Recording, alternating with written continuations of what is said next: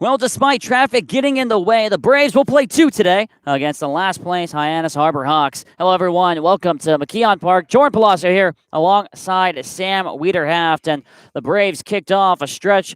Well, they played 17 games in 16 days last night. And Sam, they got a big win last night against Harwich. Yeah, absolutely. A big win against Harwich, who's a struggling team, last place in the East Division. They scored 3 runs, which we know their record when they score over 3 runs. It's pretty solid. So the Braves get a big win there. Xavier Warren hits a home run, just a triple shy of the cycle, and they finally showed some power that we've really been looking forward to all year. Yeah, 3 seems to be the magic number with this Braves team. 6-2 when they score 3 or more runs. However, only 1-9 when they score 2 or less. And they scored 2 against Hyannis the last time they played this team back on June 30th, last Sunday.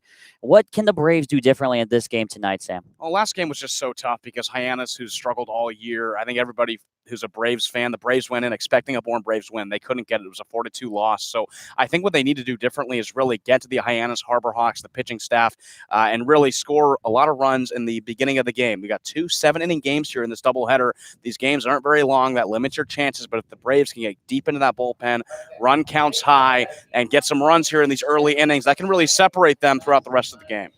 The Harbor Hawks given up 158 runs so far on the season. They enter this doubleheader 3-16-1 on the year, and the Bravos have the chance to create 11 points of separation between them and the last place Harbor Hawks. We'll take a quick break right now. When we come back, we'll have the starting lineups and first pitch, and you're watching it all here on the Bourne Braves Baseball Network.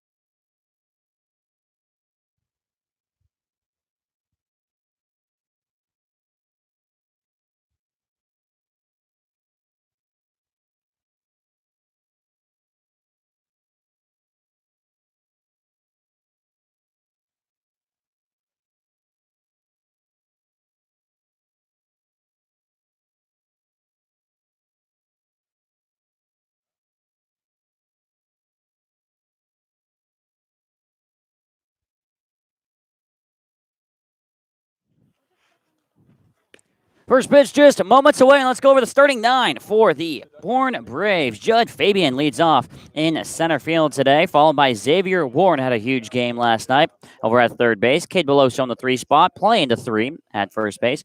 Jimmy Glowacki cleans things up at shortstop. Jackson Greer batting 5th, catching. Cody Morissette batting 6th in second base tonight. Nick Bruiser out in left, hitting 7th. Kyle Hess in right, hitting 8th.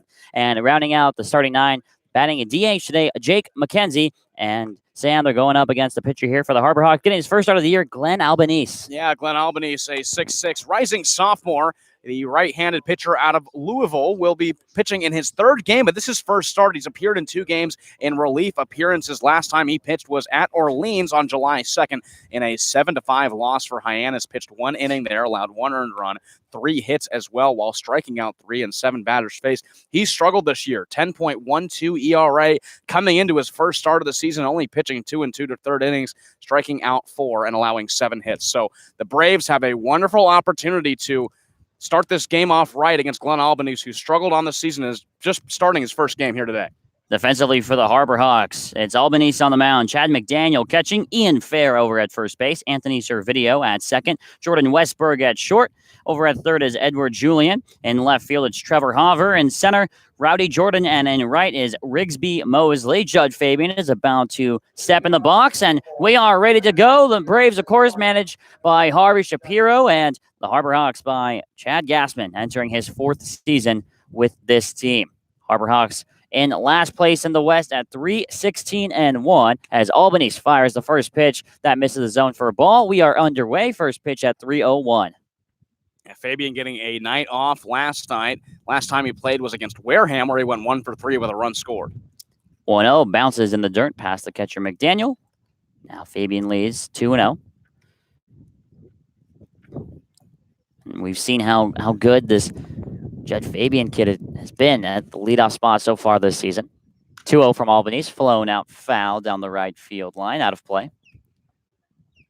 And with Fabian getting a night off last night, Harvey Shapiro decided to have Xavier Warren step back into the leadoff spot. We saw Xavier Warren in the beginning of the season be the everyday leadoff hitter. Judd Fabian came along and Warren got bumped back in the lineup. But what a day for Xavier Warren last night. 3 for 4, a triple shy of the cycle.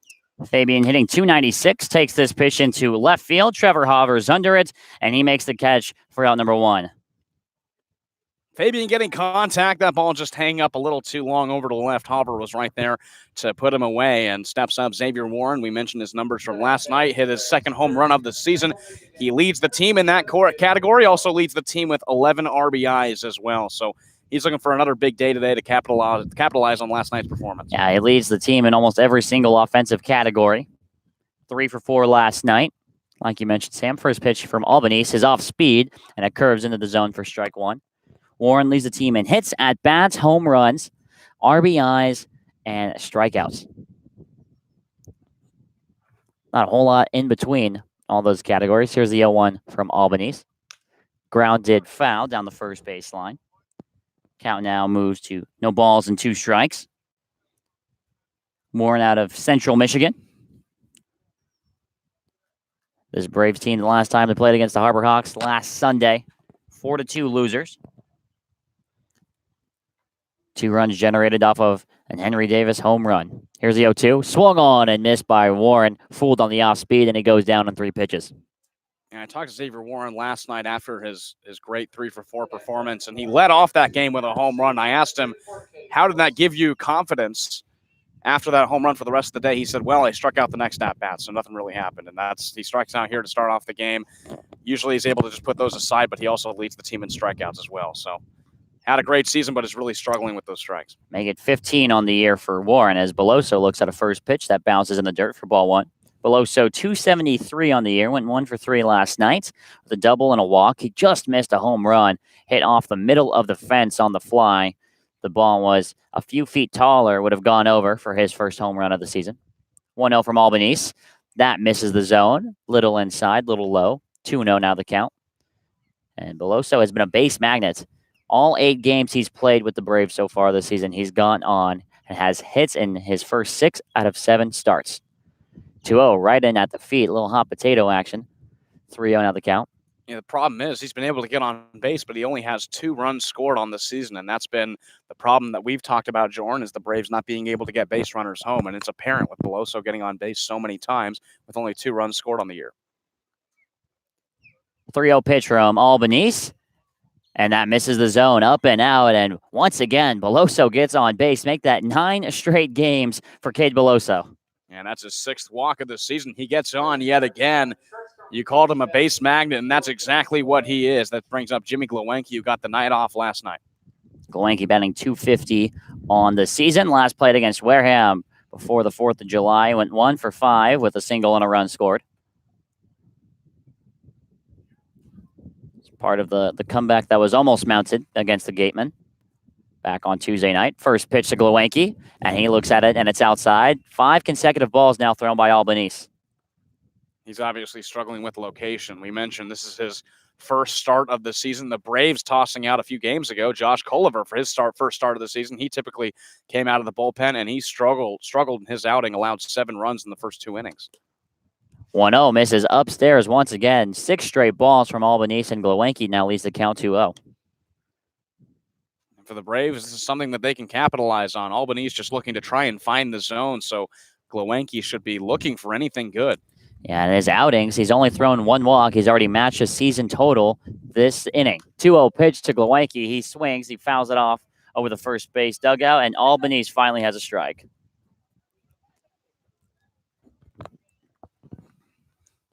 2 7-inning games here tonight from McKeon Park. Overcast cloud coverage tonight. Little rain in the forecast at about 7, 8 o'clock, about a 30% chance. Here's the 2-1 to Glowinski. He fouls this pitch off again down the right field line. 2-2 down the count. That's great for Albanese, who had thrown 6 straight balls. Started off Glowinski with a 2-0 count, and now evens it up 2 balls and 2 strikes. But this might just seem like a random Saturday doubleheader, but there's a lot on the line here, Jordan. These 2 teams fighting for a playoff spot. Still not quite halfway through the season, but a very important series here this evening. Here's the 2-2 to Glowinski, and that misses the zone just upstairs. Count fills up at 3 balls and 2 strikes to Glowinski. Beloso will now get a head start over at first base. A swing of 8 points on the line tonight, with the Braves leading Hyannis by 7. Here's the 3-2 pitch. There goes Beloso. Glowinski fouls it straight back into the screen. Beloso return to first and get ready to run again. If the Braves were to sweep here tonight, they could take an 11-point advantage over the Harbor Hawks. And as we approach the halfway point of the season, 11 points is a lot to come back from, Sam. Yeah, absolutely. And talking with the Braves GM, Darren Weeks, last night, he just talked about just getting in the playoffs. That's really all that matters. Get in the playoffs and then build your run from there. Here's the payoff pitch from Albanese. Glowinski flies this to right field. Mosley is back on it near the warning track, and he tracks it into his glove for the 3rd out of the inning. No runs, no hits, 1 left on for the Braves. Bottom of the 1st coming up on the other side of the break here on the Bourne Braves Baseball Network.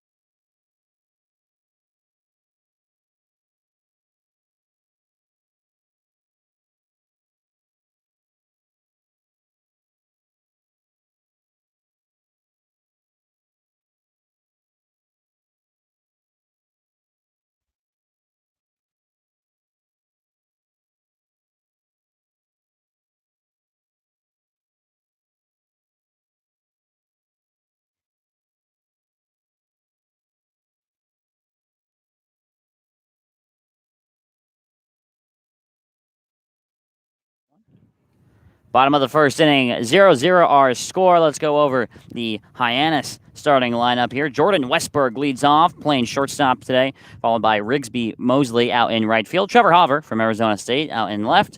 The cleanup man, Jared DeSantelo, DHing tonight. Rowdy Jordan follows him in the 5-hole, playing center. Edward Julian, playing third in the 6th spot. Ian Fair playing first base in the 7th spot. Anthony Servideo in the 8th. Playing second base, and rounding things out, Chad McDaniel catching tonight. And Sam, they're going up against Colby Dunlop, making his second start of the year. Dunlop, the righty, a rising junior out of UConn. You mentioned this is just his second start of the year. Now, he's appeared in 3 other games, but the only start of the year came against Orleans, where he went 3 2/3 innings, allowing 4 runs, 3 of them earned, 7 hits, and just 1 strikeout. That was a really struggling start for him. The Braves ended up losing 9-0 in that game. He's appeared in 2 other games. Last time we saw him was July 1st against Wareham, where he went 2 innings of scoreless baseball, only allowing 1 hit and striking out 5. So he's coming off a hot performance, a 3.11 ERA in those 3 games. So Harvey Shapiro gives the ball to Colby Dunlop to start his second game of the season. Talk about hot. Here's Jordan Westberg, and he swings the hot bat right now for the Harbor Hawks. Only played in 1 game so far, just recently activated. Played last night against Katua. It's 2 for 4, 2 home runs. Talk about an introduction to this Cape Cod Baseball League. Dunlop's first pitch misses upstairs for ball 1. Defensively for the Braves, it's Jackson Greer catching, Cade Beloso at first, Cody Morris at second, Jimmy Glowacki at short, Xavier Warren at third, and Nick Bruiser in left. Judd Fabian in center, and Kyle Hess out in right field. 1-0 from Dunlop is off speed. Misses down and away for ball 2. 2-0 out of the count. Yeah, Westberg making a huge impact in that game last night. You mentioned his 2 homers, 4 RBIs as well. This is the power that Hyannis has needed. 2-0 pitch finally finds the zone. Dunlop gets his first strike. 2-1 the count.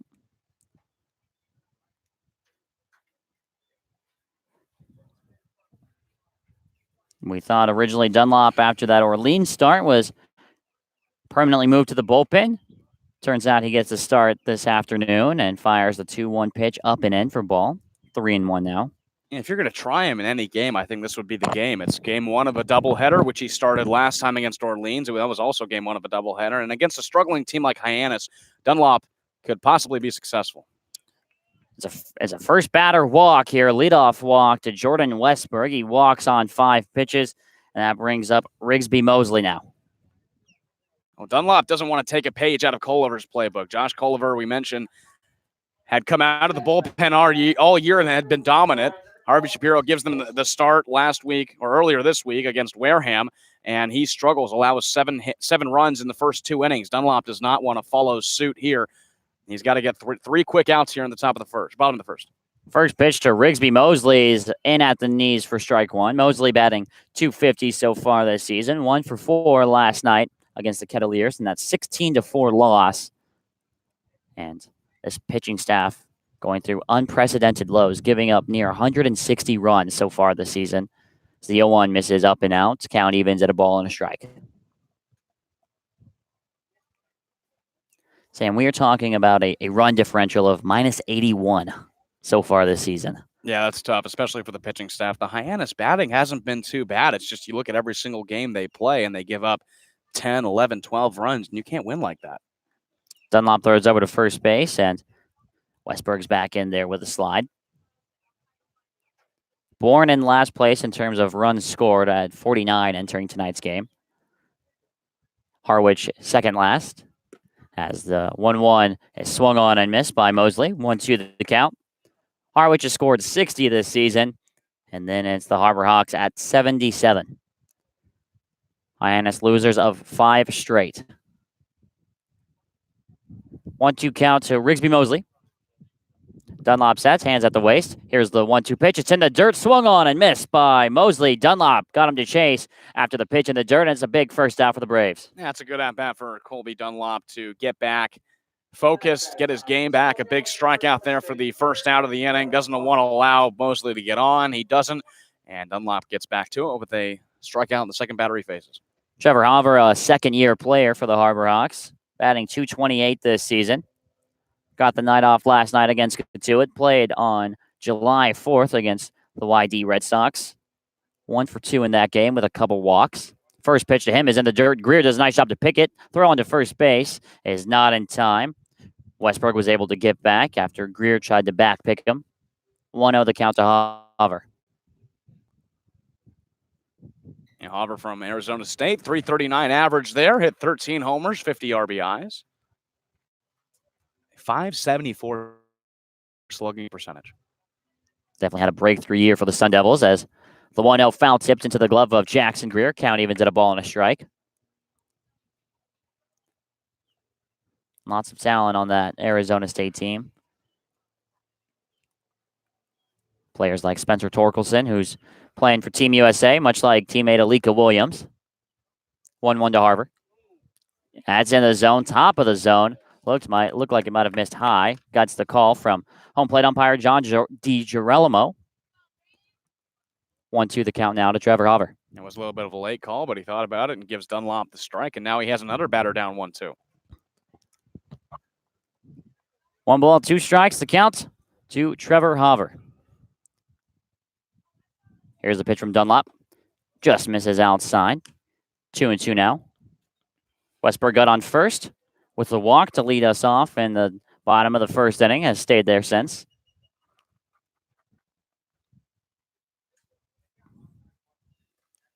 Dunlop sets. Takes a peek at first. Now here comes the 2-2.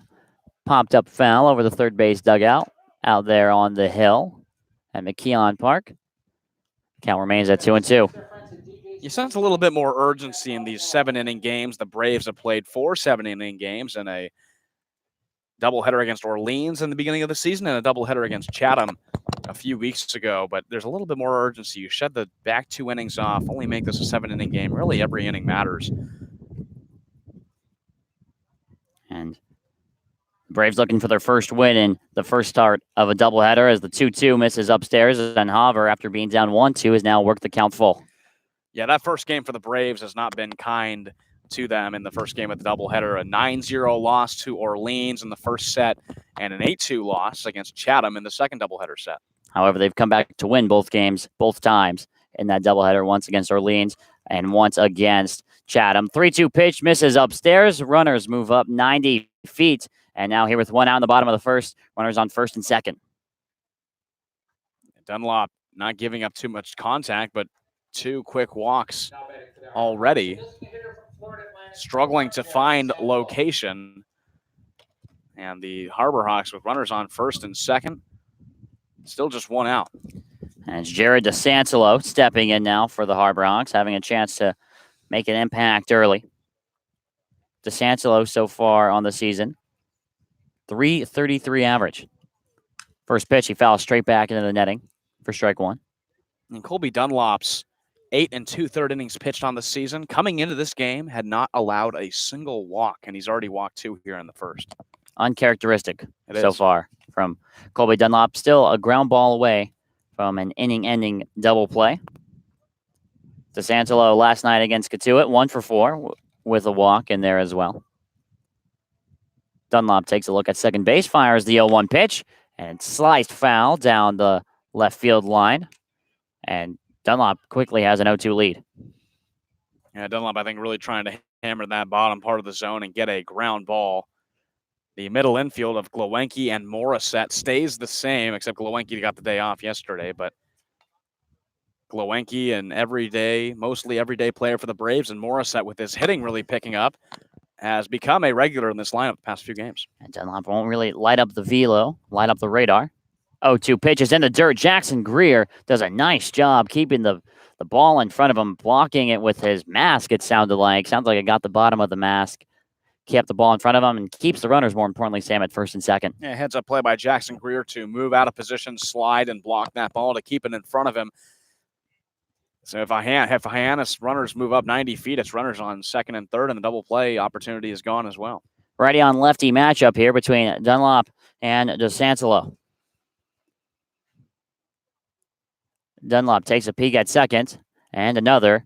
Fires the 1-2 pitch, swung on and missed. Colby Dunlop gets his second strikeout of the inning And it's 2 away now for the Braves. He waved a high fastball right at DeSangelo that he went for. Colby Dunlop really showing the speed he has on his fastball. A nice pitch there. 1-2 to get DeSangelo for the second out of the inning. Now, Rowdy Jordan steps in, another lefty in this Hyannis lineup, packed with southpaws. Rowdy Jordan so far on the season.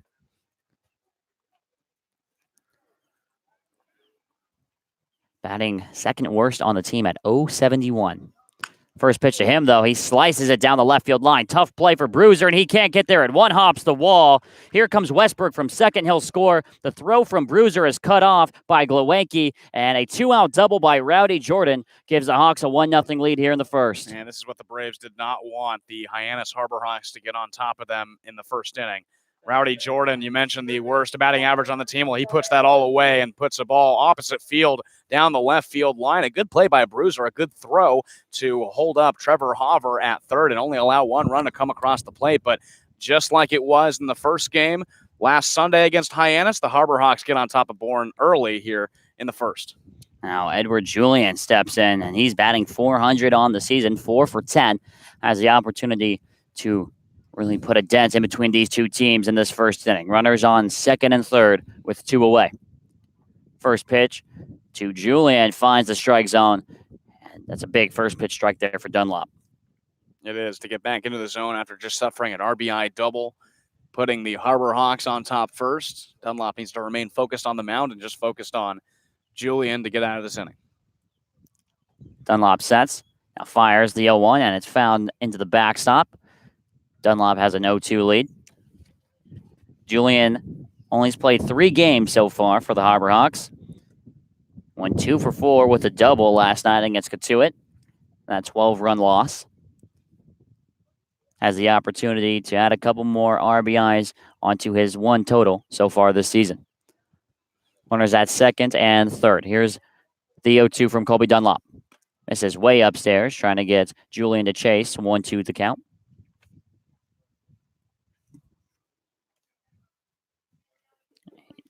Two-out double by Rowdy Jordan on his first pitch. It's the difference between these two teams right now. However, still work to do in this bottom of the first inning. Here's the 1-2 from Dunlop. Swung on and missed. A big strikeout from Colby Dunlop to limit the damage at just 1 run. It's 1 run off of only 1 hit, no errors, and 2 left on base for the Harbor Hawks. We head to the top of the second. It's 1-0 Hyannis here on the Braves YouTube channel.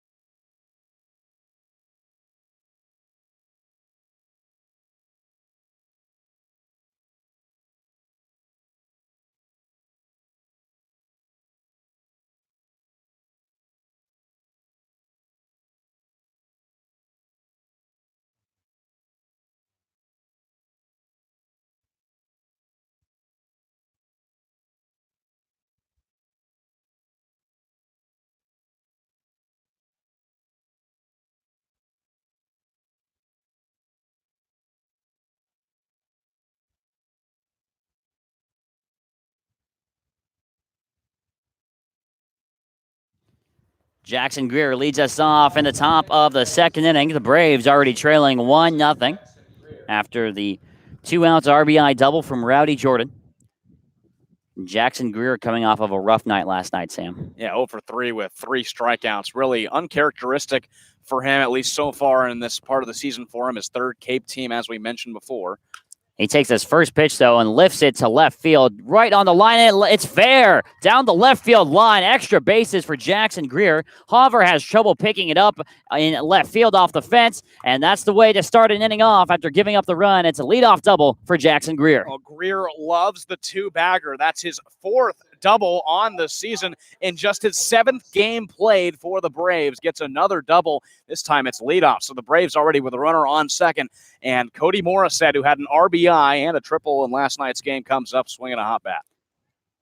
Morissette hits in 5 out of the last 6 games he's played. Has the opportunity to pick up another RBI. Had a triple last night. And he takes the first pitch in for a strike. On that triple, could have possibly had the opportunity to put that into an inside the park home run, but Harvey Shapiro puts the brakes on him at third base. Didn't matter, though, because Jared Poland followed it up with an RBI single the next at bat. 0-1 now to Morissette, and that misses outside. Count evens at a ball and a strike. And Morissette started the season so slow, but has since raised his average to 222, 8 for 36 on the season. 2 for 4 last night with an RBI triple. 1-1 pitch popped up over toward the Hyannis dugout. It's in play for third baseman Julian, and drifting, he makes the catch. Lost the ball in the wind, but he readjusted to get out number 1. Well, you talk about this wind. It's been crazy ever since first pitch. It's blowing really out toward right center field, it looks like, and Julian does a nice job to keep the concentration over in foul territory, track the ball all the way in, and make a great catch in foul territory for the first out, putting out Morissette. Nick Bruiser now stepping in left field today. We've seen him DH, we've seen him play first, and we've also seen him in the outfield the past couple games. 0 for 4 last night with a couple strikeouts. First pitch is off speed that finds the very bottom of the zone. That looked below the knees, but he gets the strike call. Bruiser with just 1 RBI to start out his season. He's looking to pick things up. A tough performance last night against Harwich with 2 strikeouts. Had a couple doubles in the game against Wareham a few nights ago, back on Wednesday. Here's the 0-1. That looks to be the same location, this time just a little bit lower. Count evens at a ball and a strike. Jackson Greer, the runner on second after his leadoff double. See if the Braves can bring him in to tie the game. 1-1 count here to Nick Bruiser with 1 away. Top of the second inning. And here's a pitch.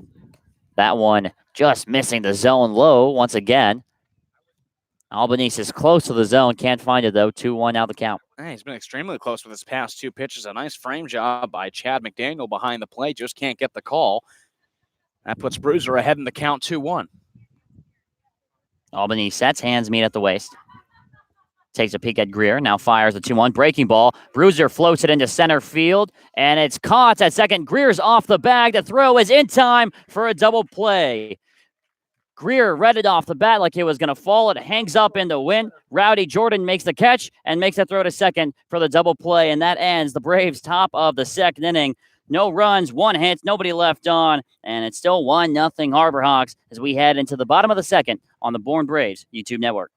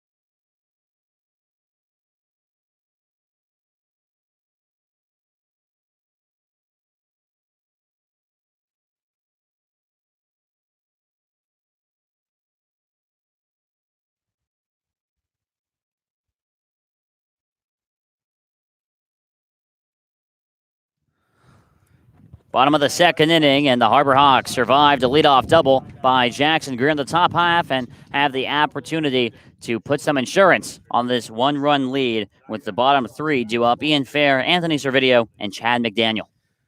Yeah, Hyannis getting 1 run on just 1 hit. Colby Dunlop suffering his first 2 walks of the season that put runners on, and Jordan Westberg ended up coming around to score. So for Dunlop, just needs to zero back in, find the location. He struck out 3 batters in the first inning as well. It was a very up and down inning for him.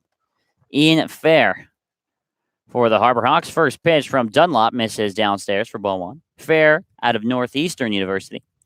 4 for 9 with a run scored in his 3 games for Hyannis this season. Here's the 1-0 from Dunlop. Driven to the left side. Glowenke catches it on the backhand. Long throw from shortstop, and he gets him in time by a step for out number 1. That was a great play from Glowenke, who returns to the field after an off day yesterday playing shortstop.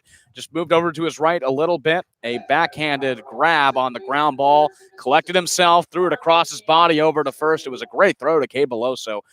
And Jimmy Glowenke, another put out over at short for the first out.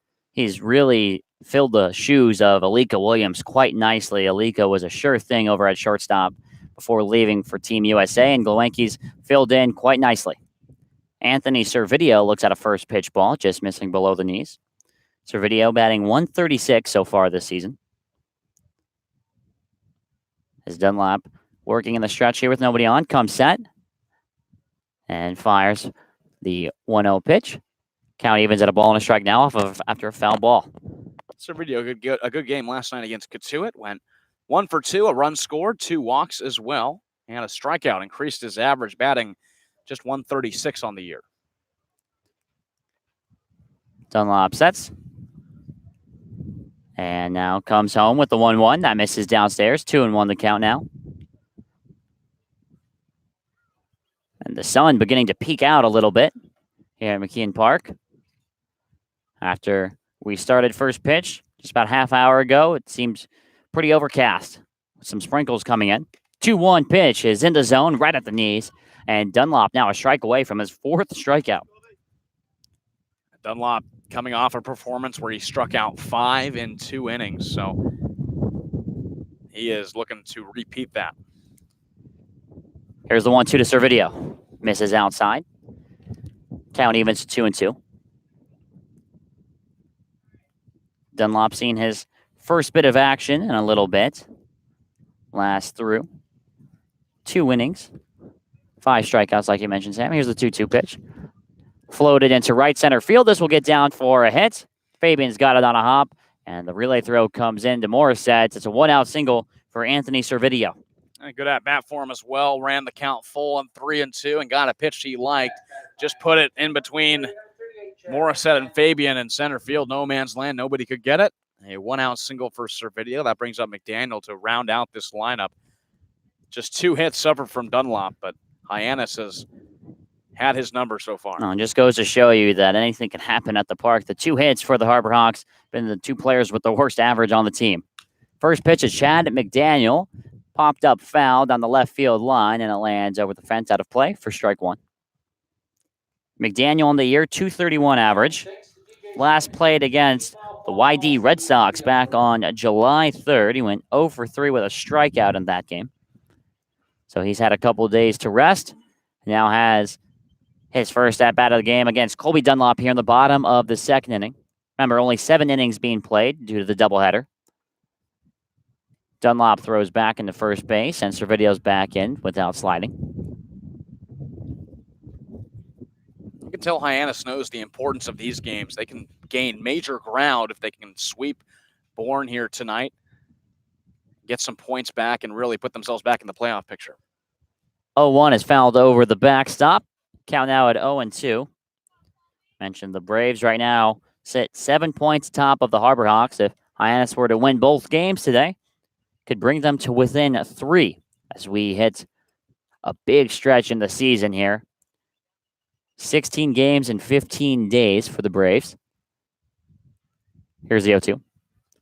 Ball's in the dirt. Greer keeps it in front of him, sort of at least. Ball rolls up the first base line, and he keeps the runner Servideo over at first base. Dunlop, obviously a waste pitch, 1-2, but didn't go where he wanted.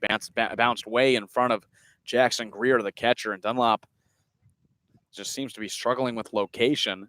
in only his second inning of work. Yeah, and this stretch of games right now for the Braves really will define their season. After these next 16 games, there's only 10 remain after that. 1-2, there goes the runner. Servideo, hit and run is on, but it was a check swing that was fouled off by McDaniel. So Servideo will return to first, and the count remains at 1-2. Hyannis trying to get the hit and run going with one run already on the board. We mentioned a 7-inning game. Looking to get as many runs in the beginning of the game as they can. Servideo with 3 stolen bases on the year so far for the Harbor Hawks. That leads the team. Dunlop throws over to check on Servideo after he just tried to take second, and he's back in there head first. Dunlop with 4 strikeouts. Should be 3 strikeouts so far tonight. Here's the 1-2. Ball in the dirt. Greer wants to check at third. The problem is the umpire is over in the C position just in front of second base. Hard to tell with that angle over there. He says he held up, and the count now at 2-2. Yeah, smart play by Greer just to check just in case. He ended up tagging Chad McDaniel at the plate to make sure that was, if it was a strikeout, it was a drop third, and he'd tag him to get the out anyways, but he didn't go around, so it's a 2-2 count now. 2-2 to McDaniel. There goes Servideo again. This ball rocketed, but fouled down the right field line. And Servideo returns to first base. Runner on first, so the drop third strike not in play here with first base occupied.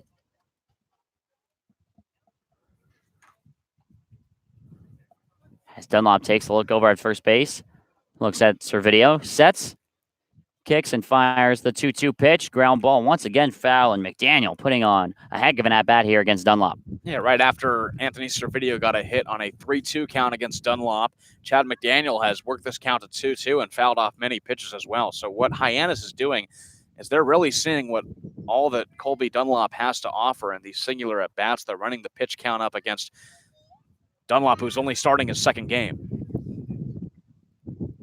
Another 2-2 pitch here from Colby Dunlop. And guess what? Grounded foul yet again.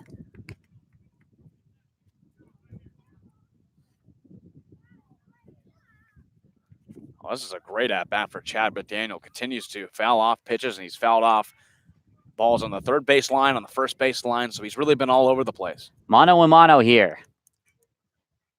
Dunlop throws over to first base. Beloso applies a tag, but Servidio's back in time. Could be a huge momentum builder if McDaniel is able to get on with a base hit here. Another 2-2 pitch here to McDaniel. Pops up. This will be playable along the third base line. Warren in foul territory is under it. Now drifts back into fair territory, and he drops it. Glowenke picks the ball up. Throw on the second is in time, though. It's a very busy out, but the Braves do get one, getting the force out at second base. Well, we saw almost the same thing happen to Hyannis third baseman Eduardo Julian back in the last inning. A fly out. This time it was in foul territory. It chased Julian all the way, and he was able to get the out on the flyout, but in an awkward position with the glove. It happens to Xavier Warren as well. The wind moves the ball. He thought he had it, and then it moved just to his left side, and it hits off the glove. Luckily, the Braves get an out over at second and Servideo. Luckily, that wasn't a hit-and-run situation, but nonetheless, still 2 outs on the board now. Top of the lineup now, it's back to Jordan Westberg, who walked and later scored as he looks at a first pitch strike. The ball bounced off of Warren's glove, and him and Glowenke are talking about the play right now. Fortunate the ball bounced toward Glowenke, so he was able to just pick the ball up and throw to Morissette at second base. 0-1 pitch, nubbed right back to Dunlop. He's got it, and an underhand flip to Beloso is in time for outs number 3. So no runs from Dunlop here in this bottom half of the second inning off 1 hit and 1 left on. The Braves looking to climb back and get that 1 run they missed on in the second inning in the third. You're watching Bourne Braves Baseball on the Braves Baseball Network.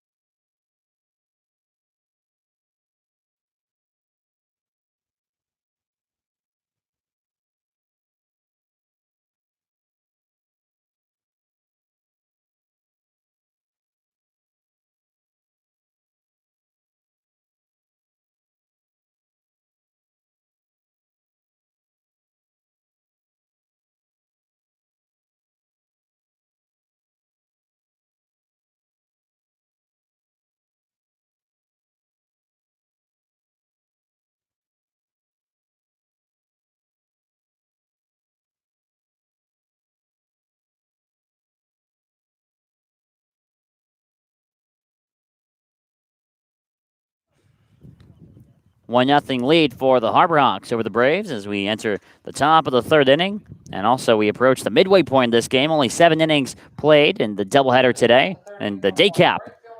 And it's 8-9-1 spots due up here for the Braves. Kyle Hess leads us off in the top of the third. Hess, a player that's really struggled to find his stride. He's 148 on the year, 4 for 27. He's a fill-in player, doesn't have a starting job, so he gets to start today. Takes the first pitch out into right field. Mosley is there under it and just moves a little to his left and puts it away for a quick out number 1. 1 pitch, 1 out, and Glenn Albany is on the mound. Has to love that, being able to get Hess out on 1 pitch, and that'll bring up Jake McKenzie, another player who's really struggled to find his stride, but had a 1-hit performance and a pinch hit appearance last night.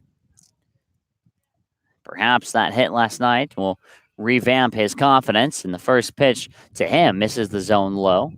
Breaking ball that just missed the zone. Kenzie, one of the few returners on this team, alongside Alika Williams, who's on Team USA now, and Harrison Rakowski. Kenzie not playing a ton last year for the Braves, though. 1-0 pitch. And Albany did well. Hit his spot there on the outside corner. Count even did a ball and a strike. McKenzie with 3 stolen bases on the year as well. Grabbed 1 last night against Harwich. 1-1 just misses the zone low. And McKenzie now the 2-1 lead here. The Harbor Hawks in their pinstripe white jerseys with orange lettering and numbering. 2-1 is missing the zone low. And the Braves in the classic navy jerseys, gray pants with the red piping and red numbering and lettering on the jersey. 3-1 pitch now to Jake McKenzie. And he takes it for ball 4. So 1-out walk for Jake McKenzie, and he gets on base now for the second game in a row. Yeah, pretty easy at bat for Jake McKenzie. Didn't have to put too much of a fight, and he walks in 5 pitches to get on. The second walk suffered by Hyannis pitcher Glenn Albanese, and the Braves have a runner on with just 1 out and back to the top of the lineup with Fabian.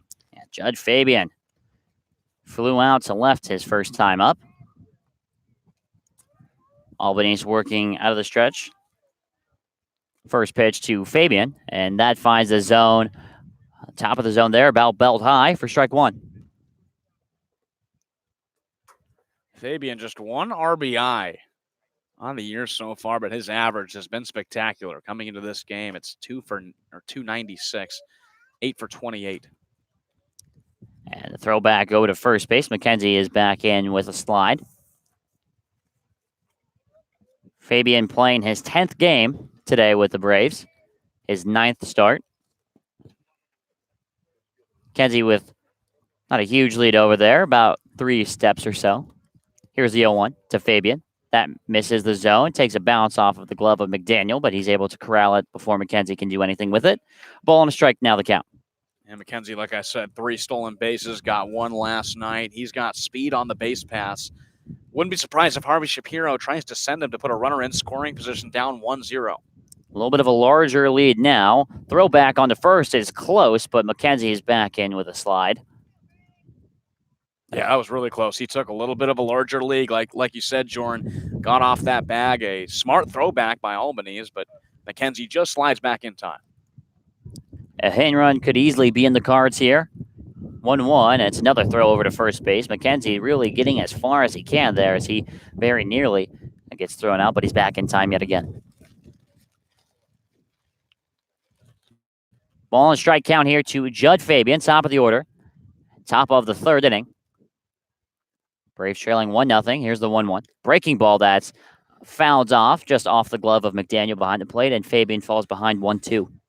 Fabian way out in front of that 1-1 off-speed pitch. A beautiful pitch thrown by Albanese, and Fabian just lucky to get some contact on it, but he's now down 1-2.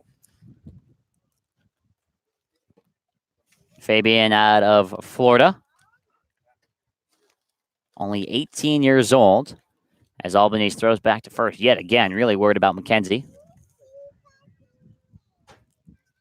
Fabian, of course, foregoing his senior season in high school, reclassifying, graduated a semester early to go play with the Gators this past season. 1-2, there goes McKenzie, and McKenzie faked the steal, stopped at the halfway point in between the bases, and Fabian fouls it off. Stays alive here at 1-2. McKenzie just trying to create some noise, any distraction to Glenn Albanese to throw his focus off on this at-bat with Judd Fabian, which Fabian continues to battle in. Count's still 1-2, but he's fouled off some good pitches. Albany's taking his time up there. Now sets. Hands meet below the waist. Kicks and fires the 1-2, and Fabian fans at it.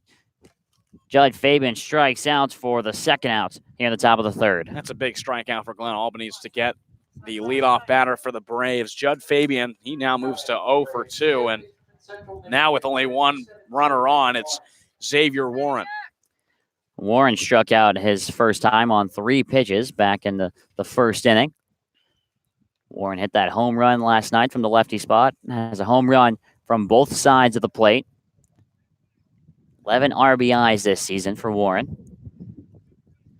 Came into the season as a temporary player, and he looks like he's for sure found a home with the Braves for the entire season as he looks at a first pitch off speed in the zone for strike one. You know, one thing Xavier Warren also told me last night was I asked him which spot in the lineup he likes because we've seen him lead off. We've seen him bat fifth, second a couple times. He said he really likes leading off and batting second. He thinks that's where he's most comfortable. But he's also okay with number 5. Anywhere in the lineup. And the pickoff throw to first base gets past Ian Fair, the first baseman, but McKenzie, no choice but to stay home as the ball only skids a couple feet past the bag.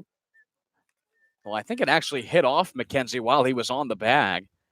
That's what ended up slowing down the momentum of the ball and keeping it within range of Ian Fair. Otherwise, McKenzie would be over at second, no problem. Yeah, McKenzie inadvertently stopping the ball there as he got back to first base.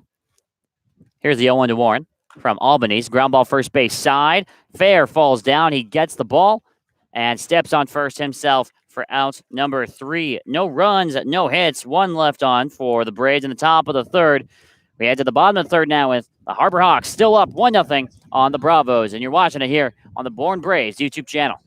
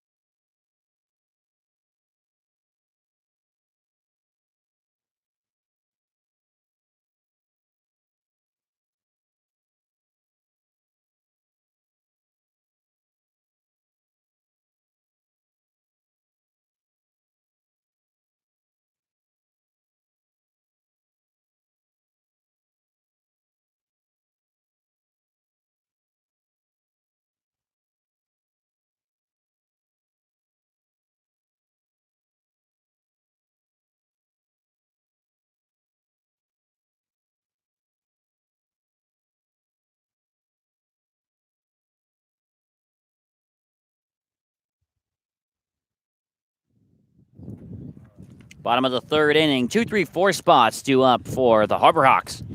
They have a 1-0 lead over the Braves, and we've seen a couple of extraneous factors here in this game, Samuel. The main one being the bus arriving just about, about 45 minutes before game time or so? Oh, yeah, you're right. The 4th of July traffic has affected the Braves. Some players got caught in traffic and weren't able to make it back at Doran Park in time to catch the bus, so the bus had to wait for them. The Braves missing out on batting practice and infield-outfield practice. They get here about 45 minutes before game time. First pitch to Rigsby Mosley in this bottom of the third is fouled off down the third baseline, and we're expecting that usual 4th of July traffic tomorrow, 4th of July weekend, coming to an end tomorrow. So if you have any plans on coming to Doran Park, we recommend leave a little bit early. 0-1 now to Rigsby Mosley. Misses upstairs. Ball on a strike now. It can't be that bad, right? We'll find out tomorrow, I guess. We were given advice to leave, about an hour or two early, like normally than we do? Yeah. And we live only about 15 minutes away from the park. 1-1 pitch lined into right field. That'll get down for a base hit. Rigsby Mosley gets his first hit of the night. Make it the third of the day for the Harbor Hawks, and it's a leadoff single. That's a big comeback at bat for Rigsby Mosley, who struck out swinging in the first inning. The first strikeout by Colby Dunlop. Gets nice contact, pulls it over on the right side of the field, and gets on with a leadoff hit. Steps Trevor Hoover now. Walked his first time back in the bottom of the first. Was held up at third on that double by Rowdy Jordan. 1-0 score here, thanks to that double with 2 outs in the bottom of the first inning from Jordan. Dunlop comes home with his first pitch. It's off speed, and it misses low for ball 1. This Hyannis team batting the 3rd worst in the Cape League, but still ahead of the Bourne Braves. Definitely offense has not been the Achilles heel with this team, as the 1-0 finds the zone outside. Count evens at a ball and a strike. Problem has been, without a doubt, it's been the pitching staff, and especially the bullpen, Sam. Yeah, that ERA for Hyannis runs extremely high, last place in the league. 1-1 misses up and out. Count now to 2-1.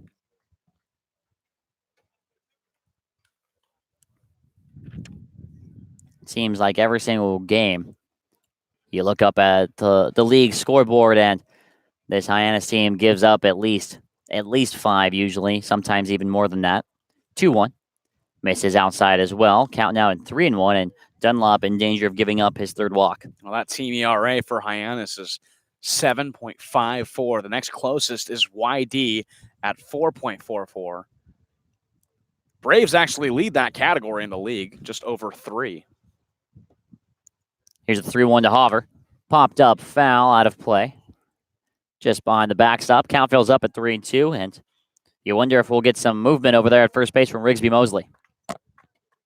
Could be. Mosley, no outs, a 3-2 count on Hoffer, and with the amount of walks given up by Colby Dunlop, you could possibly see Chad Gassman, the manager for Hyannis, try and take a chance and steal Mosley. Mosley with not a big lead. He stays put, swung on and missed from Trevor Hoffer. Dunlop gets his 4th strikeout of the day, and it's a big first out after giving up that single. Dunlop works the off-speed pitch on the 3-batter for the Harbor Hawks, Trevor Hoffer, right down the middle and gets him way out in front for his 4th strikeout and a big first out. Jared DeSantelo now steps in, DHing tonight. Struck out his first time back in the first inning. Mosley still the runner at first base. Dunlop sets. Now fires the first pitch, and that just misses outside. Who's got the better name on this team? There's a lot of good names. You have Rigsby Mosley and Rowdy Jordan. Yeah, there's a lot. I mean, this team definitely has the flair when it comes to first and last names. That's for sure. That's close. I don't know. Dunlop throws back to check on the runner Mosley. He's back in with a slide.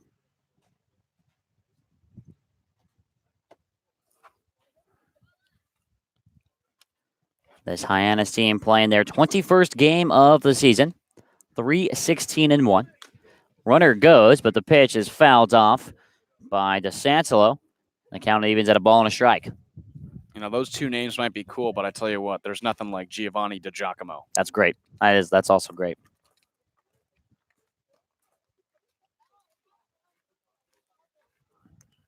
I'm trying to think. Alika Williams is also. It doesn't have the same oomph. No. But I like the first name. Yeah, I do too. Here's the 1-1 to DeSantelo. That misses the zone low for ball 2.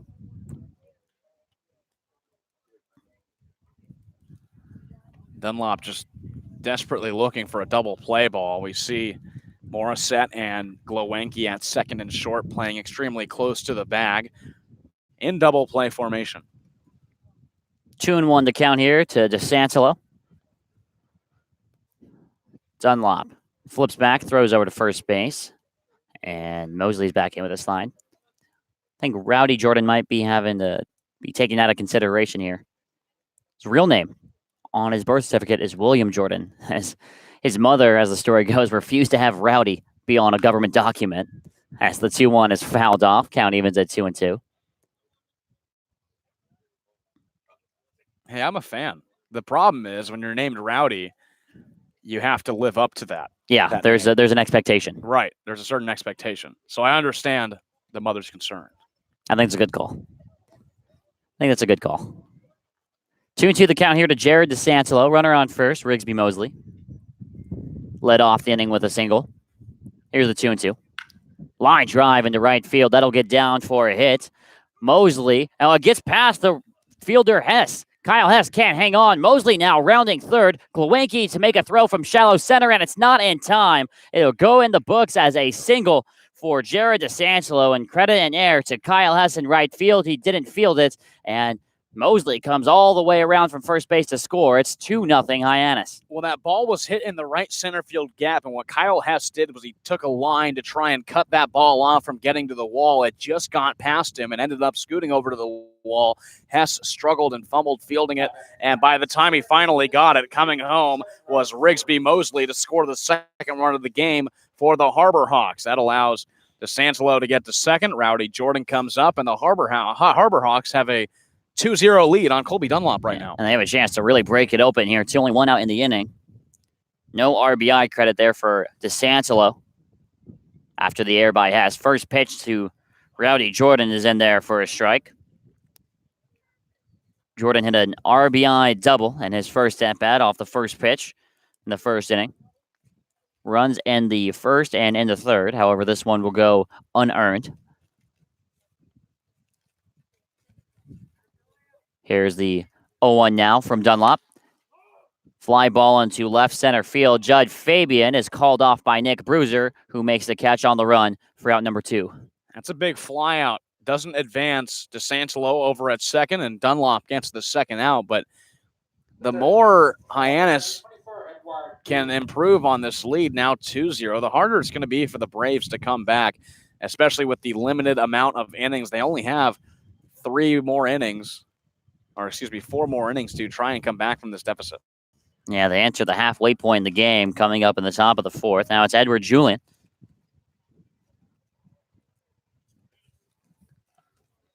Struck out his first time to end the first inning. First pitch to him right at the knees. Good pitch from Dunlop. He takes the lead 0-1. The Braves only 1 hit so far through 3 innings, so it hasn't looked promising so far as Albany has held them in check through 3. 2 7-inning doubleheaders today. 0-1 now to Julian. Big swing and a miss. Julian saw a fence on that pitch, just swung under the ball and falls behind 0-2. Yeah, that was a hard swing from Julian. Dunlop threw the fastball at him and just breezed it right by. I felt the whiff from here on that swing. I think that just might be the wind. Are you sure about that? Yeah. I don't know. It's a pretty tough swing. His back is also facing us too, but that's fine. I think it might have been on the wind on that one. 0-2 count now to Julian. Runner on second base is DeSangelo. And off speed, misses outside there. Count now to ball and 2 strikes.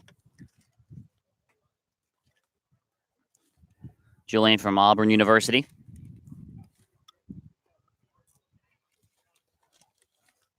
His freshman season, a lot of power. Hit 3 grand slams. Can he power a run here? 1-2. Just misses the zone low. Greer tried to frame it up. Did not get the call, though, and the count evens at 2-2. Tough pitch from Colby Dunlop. A breaking ball that just fell a little too low underneath the knees of Eduardo Julian. The count will even up 2-2. Dunlop just looking to get through one more batter. Dunlop comes set as their action going on in the Braves bullpen. 2-2 pitch, ground ball to first. Beloso's got it on a hop, and he'll take it himself with the ball in his hand. He steps on first, and that ends the third inning. It's 1 run, however, unearned off of 2 hits, 1 error, charged to Kyle Hess, and there is 1 man left on base. We head to the top of the fourth, the halfway point in this game. The Braves chasing 2 runs here, and you're watching it on the Bourne Braves YouTube channel.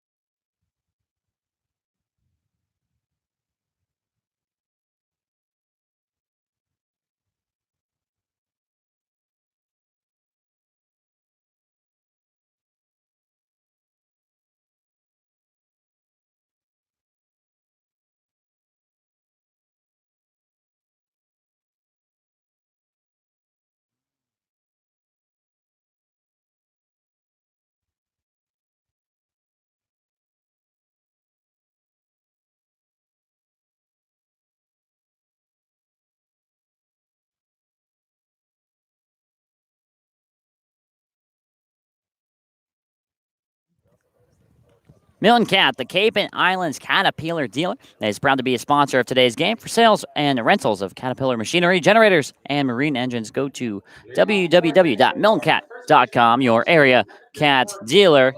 The Braves need some offense here in the top of the fourth inning. It's Cade Beloso to lead things off. Yeah, they do, and this could be a big inning to really turn things around. Now down 2-0. We mentioned a shortened 7-inning game, so they have to turn it on now. First pitch to Beloso. He does just that, line drive into right field. It's a single for Cade Beloso, 1-for-1 with a walk today. Yeah, that's big. Cade Beloso so far having another good game for him. He has been a big spark in this Bourne Braves lineup that when he came to the Braves was very dead. He's given this lineup a lot of life and starts this inning off with a single. And Beloso, the most consistent hitter, I think, on this team. No matter what, you expect him to be on base because he's been on base every single game. Jimmy Gluenke now.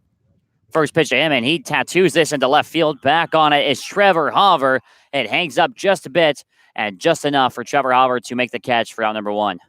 And Gluenke put a lot of drive into that ball. The problem is it didn't go far enough, and Hauver just had to back up a little bit, caught it right before the wall, and puts him out for the first out of the inning. And now we have a mound visit with Glenn Albanese. And nobody really getting loose. This is perhaps just an approach on how to face Jackson Greer. Might be one of the old, I'm going to go to the mound and give my guy in the bullpen just a little bit of time. There is someone stretching down there doing some band work. Jackson Greer getting ready to come up. Doubled his last time before being thrown out as the second half of a double play. I think Jackson Greer, with his offensive power, is the guy you want up right now if you're the Braves. Absolutely. With Beloso over at first, Greer already with a double, his fourth double of the season. He's looking for some more RBIs. So Greer, one of the main power guys, we see him in the 5 spot today, looking to cash in on this opportunity and move Beloso around the bases. Both the Braves on the field right now, the only ones with hits. Beloso at first and Greer at the plate. First pitch to Greer, big swing and a miss. Went after that pitch. He had the double on a no-0 count and tried to go after that one as well, but he falls behind 0-1. He's had some trouble catching up to the fastball. We mentioned 3 strikeouts last night and an 0-for-3 performance. That time, Albany just blows it right by him. Wind starting to pick up a little bit here in McKeon Park. 0-1 pitch, breaking ball. That misses the zone low. Count evens at a ball and a strike. The wind is really tampered with some fly balls. Xavier Warren just missing one over at third base in a very routine out. It blew just to his left side. Eduardo Julian struggling as well, although making a put out. Yeah, Warren started by the coach's box in foul territory as the 1-1 is a hanging breaking ball that Jackson Greer takes the other way into right field for a single. Beloso moves up 90 feet to second base. The Braves have runners on first and second here with 1 out. Albanese threw him the breaking ball, and Jackson Greer adjusted from missing that fastball on a swing and a miss. He waits on a breaking ball and is able to get contact, taking it opposite field over to right field, and Jackson Greer gets on for his second hit of the ball game. It's runners on first and second for Cody Morissette, who's looking to make up after his fly out last at bat. Yeah, popped up in the foul territory, and Julian, like you said, Sam, had some troubles with it, but was able to corral it for an out. Now Morissette looking to keep the inning going here for the Braves. First pitch just misses the zone low. Good take for Morissette, and he leads 1-0. Well, Morissette's a player that everybody was really expecting after his slow start to eventually get back to where he was for Boston College. The rising sophomore batted .320 his freshman season with 4 homers and 41 RBIs. 1-0 pitch misses up and out. Morissette now with a big 2-0 lead.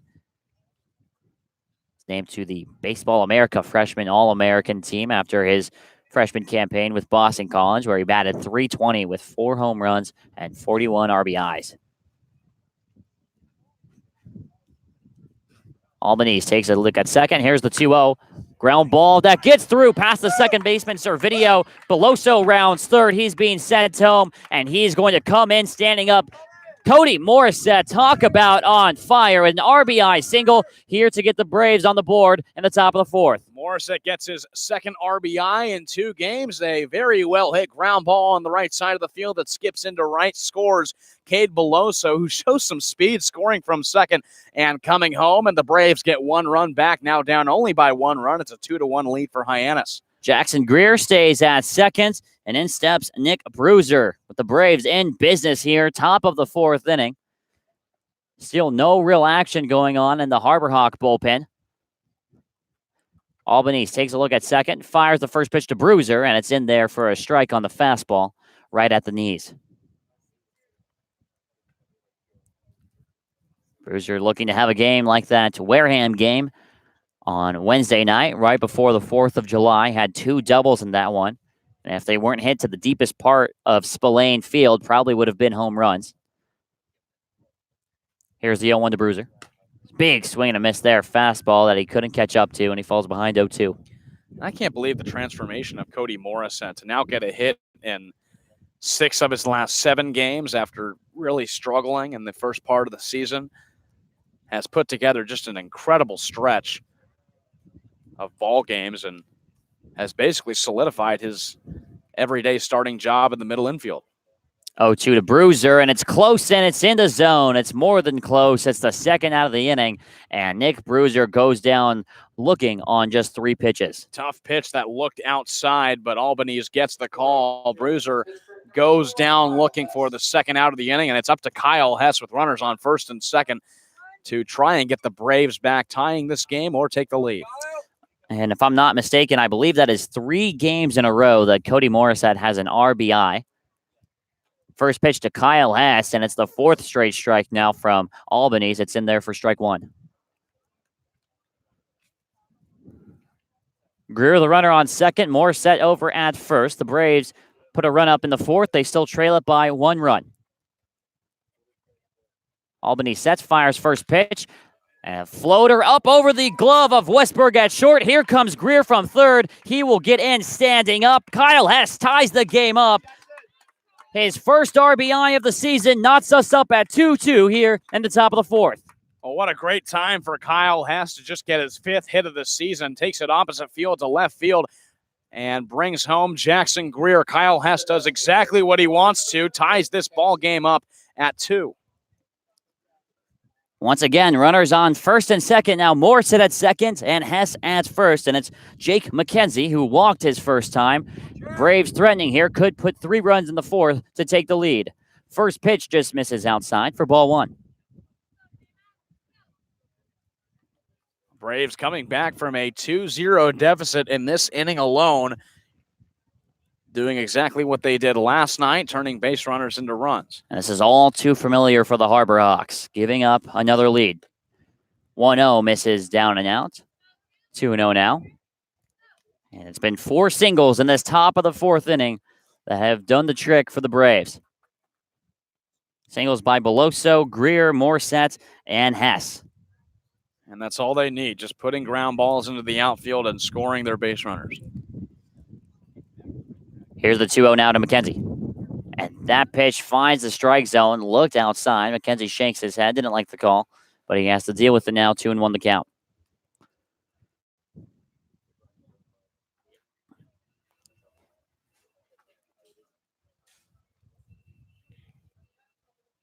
Albany sets here, 2-1. Runners on first and second with 2 outs. Pitch to McKenzie, and yes, he did go around on the check swing. Count evens at 2-2. Tough pitch from Albanese on the outside corner. McKenzie, a half-hearted swing that now puts him down in a 2-2 count. 2 balls, 2 strikes, 2 outs, 2 runners on to number 2, Jake McKenzie. And the score is 2-2. Yeah, talk about that. Here's the pitch. McKenzie fouls it off, heads up over there near the dugouts. McKenzie fouls off a pitch, survives, and he gets one more here at 2-2. The ultimate deuces wild situation right here. The only thing that would have been better is if Albanese was number 22. Could you imagine that? Well, you can't get everything you want. Yeah, I guess. Here's the 2-2 from Albanese to Jake McKenzie. popped up foul just over our heads, and McKenzie surviving for another pitch, putting on a good at-bat here, and this is what it feels like it's a crucial at-bat in this game. Yeah, he's battling against Albany. This is a crucial at-bat in the top of the fourth with already 2 runs home and a tie ball game, a game that only goes 7 innings. This could only be the only opportunity for the Braves to get runs home. Albany takes a peek at second, fires the 2-2 pitch, breaking ball. McKenzie shoots it out into left field, and it falls for a hit. Here comes Morissette from second. The throw is cut off by the third baseman, Julian. It's another single, make that 5 in the inning. The Braves put up 3 in the top of the fourth to take the lead, 3-2. That is a big at-bat for Jake McKenzie to battle all the way and take a 2-2 pitch to left field. He reached for that ball, looked a little outside, but he gets contact, and a nice single for Jake McKenzie to get his 4th RBI of the season and give the Braves the lead. 3 runs off of 5 singles. And the Braves aren't done yet. Here's Judge Fabian looking for his first hit today. First pitch fastball, grounder at the third, and it skips past the glove of the third baseman, Julian. The shortstop, Westberg, couldn't hang on to it. I believe it'll go as an infield single for Judge Fabian, but Westberg there saves another run. Yeah, he did. That was going to go into left field after it skipped up on Julian on a bad hop.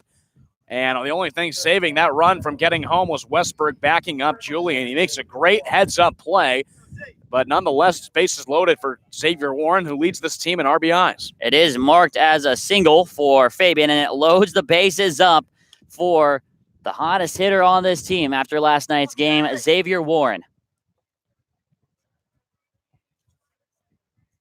Warren looking for his first hit today, and his first pitch misses outside for ball 1. The Braves have batted around in this top of the fourth inning. All 9 players have hit.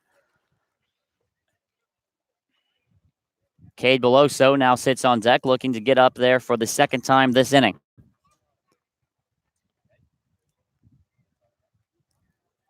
Albany sets here, bases juiced for Xavier Warren. Here's the 1-0.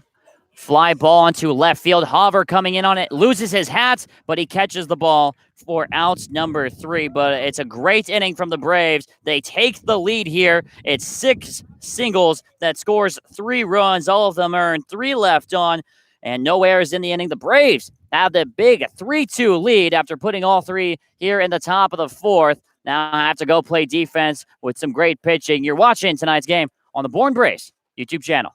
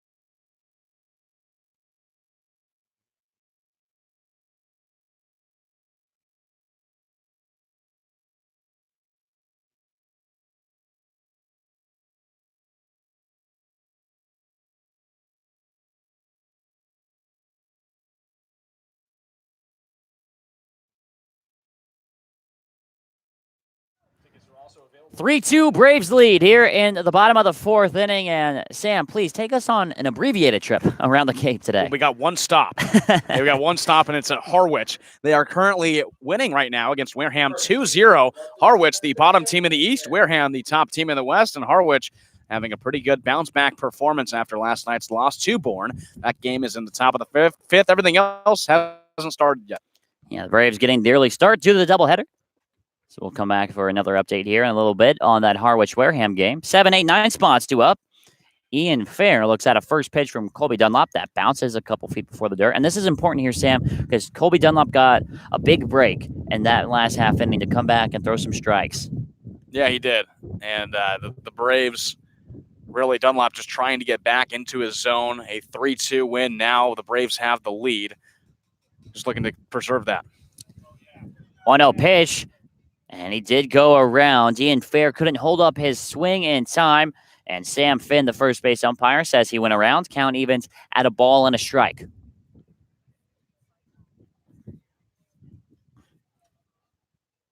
Braves put 3 in the top of the 4th inning.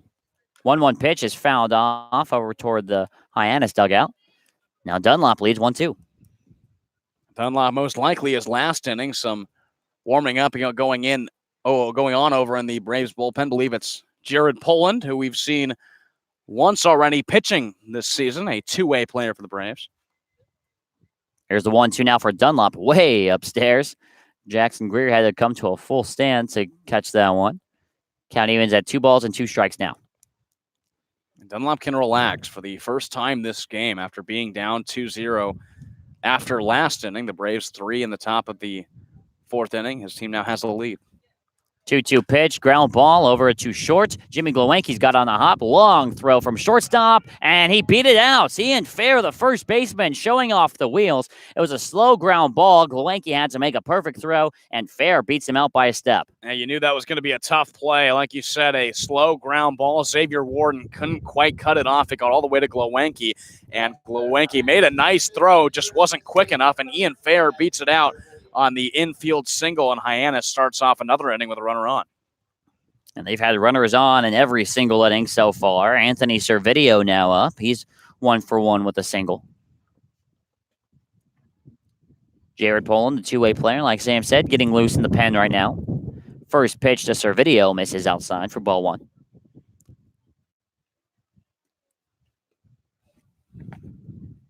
It's a big doubleheader here today. The Braves with the opportunity to go up by 11 points against the Harbor Hawks if they were to sweep today. 1-0 is popped up foul, out of play. Ball and a strike now. And very important, Sam, as we approach the halfway points of the season. 11 points is a lot to come back from. It certainly is, and the Braves can really just try and lock up a playoff spot. This doubleheader is so important. A Western matchup, the Braves with a 2-4 record in the West, looking to improve on that as well. 1-1 pitch just misses below the knees. Count now 2-1. Wareham, as it stands right now, on top of the West at 11-8-1 with 23 points. Katuitt only a point behind them at 22, who the Braves will see tomorrow over at Doran Park. 2-1 pitch, ground ball, pass Beloso, and pass Morissette into right field for a single. Hess fields it on a hop. Everyone moves up 90 feet, and it's runners on first and second with nobody out in the bottom of the 4th. Hyannis comes right back from now trailing 3-2 and put runners on first and second with McDaniel, the 9-hitter. And then it's back to the top with Jordan Westberg, this new player for Hyannis. It's already on a roll after his first game hitting 2 home runs. So Dunlop struggling, and that'll bring out Harvey Shapiro. They might bring in Poland right now. Yeah, if Shapiro's coming out, we're likely to see a pitching change here. McDaniel got on with the fielder's choice after Warren couldn't handle that pop-up foul. And that is going to be the end of the day, it looks like. And Harvey Shapiro is having his chat with Dunlop. Dunlop looked ready almost to give the ball and walk to the dugout. And it is going to be a pitching change. So Jared Poland will come into the game. Colby Dunlop's day has come to an end. And we'll take a quick break here from McKeon Park. Runners on first and second. And the new pitcher, Jared Poland, coming in. And you'll watch it here on the Braves Baseball Network.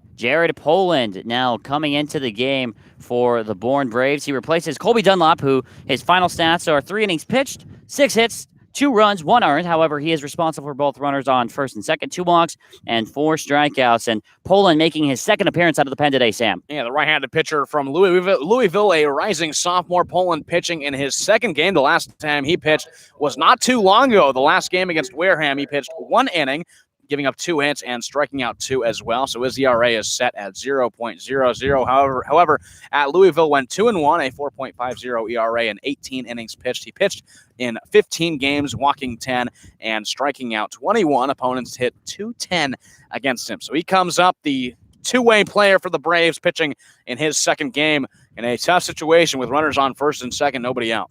Well, he comes into this situation with his hands full. Like you said, Sam, runners on first and second, nobody out. Really in need of a big ground ball here. Infield fly rule in effect with runners on first and second, the force at third, less than 2 outs. Chad McDaniel got on with a fielder's choice back in the second inning. Now has an opportunity to make some noise here against Poland and the Braves. First pitch from Jared Poland, line drive to second. Morset's got on the hop, flips, throws a second in time to Glowanki, and there's the double play, 4-6-3. Morset's to Glowanki to Beloso at first for 2 big outs as the runner moves up from second to third. That's exactly what Poland wanted in just one pitch. A nice, easy grounder over to Morissette, flipped it over to second with Glowanki covering. Glowanki's throw to Beloso was perfect, and it's 2 quick outs, especially with Jordan Westberg coming up for his third plate appearance. He's already gotten on base once and come around to score with a walk, so clearing the bases with just a runner over on third is huge with the leadoff batter coming up. First pitch to Westberg, and it's a strike from Jared Poland, down and in right on the knees. Poland 0 for 1 today. He walked in the first and came around to score. And he grounded out to the pitcher at the time, Colby Dunlop. 0-1 pitch, misses his own low. Count even to the ball and a strike. Tying run in this game just 90 feet away over at third base. His name's Ian Fair. He beat out an infield single to get on. 1-1 now from Poland. Right down the middle of the plate, and Westberg kicking himself that he didn't swing at that one. He falls behind now, 1-2. Well, if Poland can get out of this situation with minimal 5 pitches when he came in with nobody out and runners on first and second, that's one of the best outings I've ever seen. Here's the 1-2. Ground ball down the third base line. That'll roll foul. And everyone will return to their stations. And we'll do things once again at 1-2. What a big momentum killer it would be for the Harbor Hawks as well. Runners on first and second. You round into a double play, and the next person can't get on. Really just be a microcosm of what their season has been so far. And when Poland's trying to do that, really shut them down and keep the Braves on top 3-2, head in the top half of the fifth, and try and get some more insurance runs. Jared Poland out of Louisville. Looking for a big strikeout here. Here's the 1-2. Breaking ball taken into left field, tattooed off the bat of Jordan Westberg, and this game is tied. Ian Fair comes from third to score, and we're knotted up. Jordan Westberg with an RBI single here in the bottom of the fourth to tie us up at 3. Well, the Braves are lucky there weren't more players on base from the previous double play hit by Chad McDaniel, but Westberg does exactly what he wanted to. A ball hit into left field, a nice single for him, gets the run home, and Hyannis comes right back in the bottom half of the fourth, scores one run, and ties us up at 3. We have a game on our hands here tonight, folks, as we have time called, and manager Chad Gassman just checking to confirm something. Looks like everything's in order here. Everyone will retake the box. Here we go. Mosley, 1 for 2 with a run scored. Singled his last time up in the third. First pitch misses downstairs for ball 1.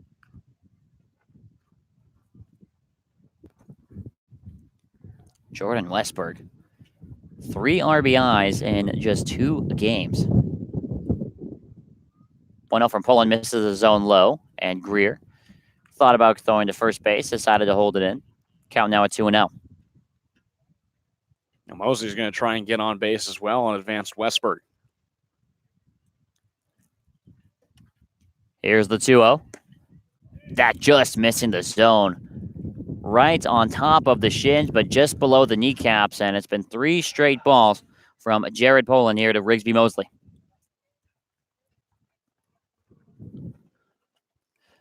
Poland sets here, hands meet at the letters. 3-0 pitch. And that's in the zone right at the belt for a big strike one. Good pitch on 3-0. He knew that Mosley wasn't going to swing. Poland puts it in the zone and gets at least 1 strike in this at-bat, forces Mosley to swing with a 3-1 count. And it's all about what he can do right here. 3-1 pitch. And it's in the zone for strike 2. He's climbed from 3-0 to 3-2 here. The runner on first, Westbrook, will be moving on the pitch. Good battle back by Paul. On 2 great fastballs to turn a 3-0 count into a 3-2 count. And you mentioned Westbrook will be running and getting a head start on this 3-2 pitch from Poland. Here's a 3-2, and the pitch misses the zone low. It's a 2-out walk from Rigsby Mosley. Westberg moves up to second base, and runners on first and second here for the 3-hole, and Trevor Hauver. Yeah, you bring up that number 3 hitter. Now Hauver, who's definitely a threat with runners on first and second on Hyannis. Not done yet. Down to 2 outs. They get a 2-out single from Westberg. Mosley gets on with a walk. And Hyannis with a great opportunity to try and take the lead. Hauver 0 for 1 with a walk and a strikeout. Poland takes a look at second. First pitch to Hauver, and he fouls it straight back into the screen for strike 1.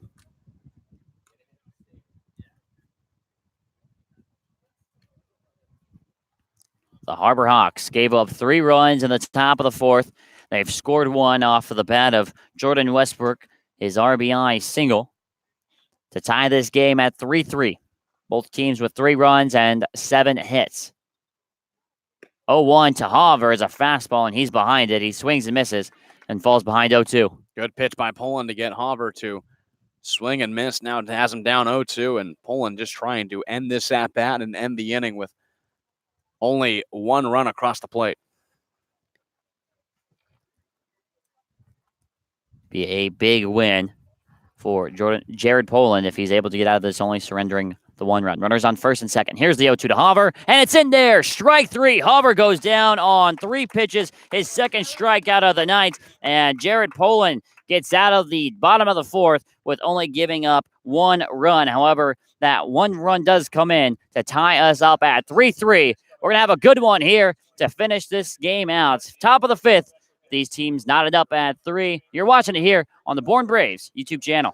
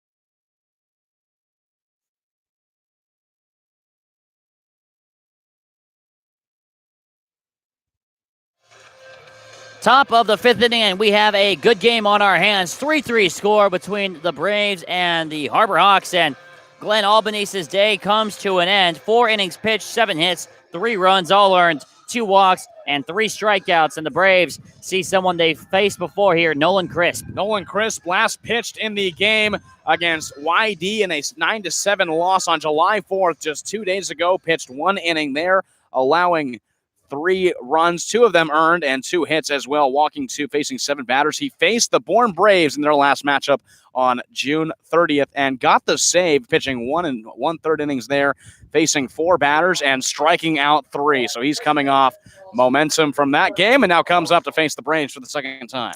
Cade Beloso steps in 1 for 1 with a single, a walk, and a run scored. First pitch he gets from Nolan Crisp is a breaking ball that finds the zone for strike 1.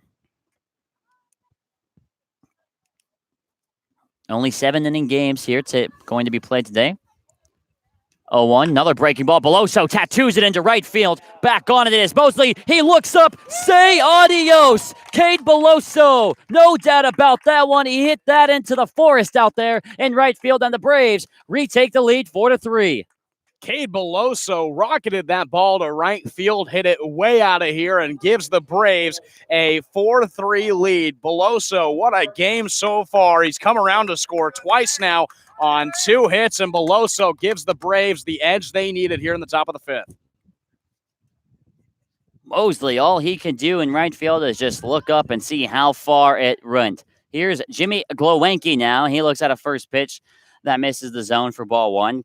Cade Beloso in this game, a home run, a single, an RBI, 2 runs scored. As the 0-1 from Glowenke, or to Glowenke, is in there for a strike. 0-2 now the count. Or excuse me, 1-1 now the count. Glowenke looks at a breaking ball that just misses the zone outside. Count now at 2-1. Beloso homered 10 times for LSU, 52 RBIs into the regular season. 2-1 from Crisp, misses outside and low. Glowenke now leads 3-1. Braves up 4-3 here. 3-1 to Glowenke, just fouled. Count fills up now at 3-2. Glowenke got a hold of one in his last at-bat, flying it out to Trevor Hauver in the left that he caught right before the wall. So Glowenke's been on it as well. We'll see if he can turn that into a hit in this third at-bat here today. Here's the payoff pitch to Glowenke, and misses outside, and the Braves have another leadoff base runner here. Glowenke walks. A tough start for Nolan Crisp on the mound. We talked about his numbers against Bourne the last time on the 30th. Faced 4 batters and struck out 3 of them and got the save. So far, not going the way that he wanted. Gave up a home run in the first batter he saw, and now a walk, and that brings up Jackson Greer, who's also had a solid day, a single and a double. Yeah, 2 for 2 with a run scored as well. A check on Glowenke over at first. He's back in with the slide. Jackson Greer redeeming himself today after that 0-for performance last night. First pitch to Greer, ground ball to third base. Julian's got it, throw into second in time. Around the horn for a 5-4-3 double play, and that Glowenke walk is erased. 2 outs now in the top of the 5th. Well, that'll kill your momentum right there. Greer coming up with a 2-for-2 day going into that at-bat and hitting a pretty good ground ball over to Julian, who he fielded pretty cleanly. Throw to second was in time, and Jackson Greer, not with a ton of speed, couldn't beat that throw out to first. So it's 2 quick outs and bringing up Cody Morissette. Now it's, like you said, Sam, Cody Morissette, 1 for 2. An RBI single was last time. First pitch to him misses around the shins for ball 1.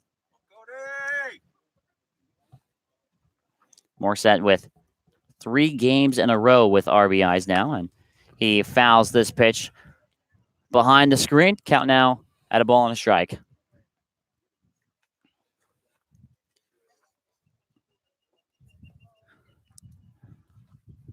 One off speed, and it's in there. Good pitch there from Crisp, and Morissette falls behind 1-2. Morissette's a player that has come up clutch for the Braves. And the last few games, you mentioned an RBI in the past 3. Those have been much needed RBIs as well. 1-2 from Crisp, and Morissette fans at it. He goes down in 4 pitches, but Cade Beloso with a solo home run to lead off the top of the 5th against Nolan Crisp is the difference right now in this game. It's 1 run off of 2 hits and nobody left on here for the Bravos. They take the 4-3 lead here in the top of the 5th and have to go defend it now, coming up against a good part of the Harbor Hawk lineup. You're watching it here on the Bourne Braves Baseball Network.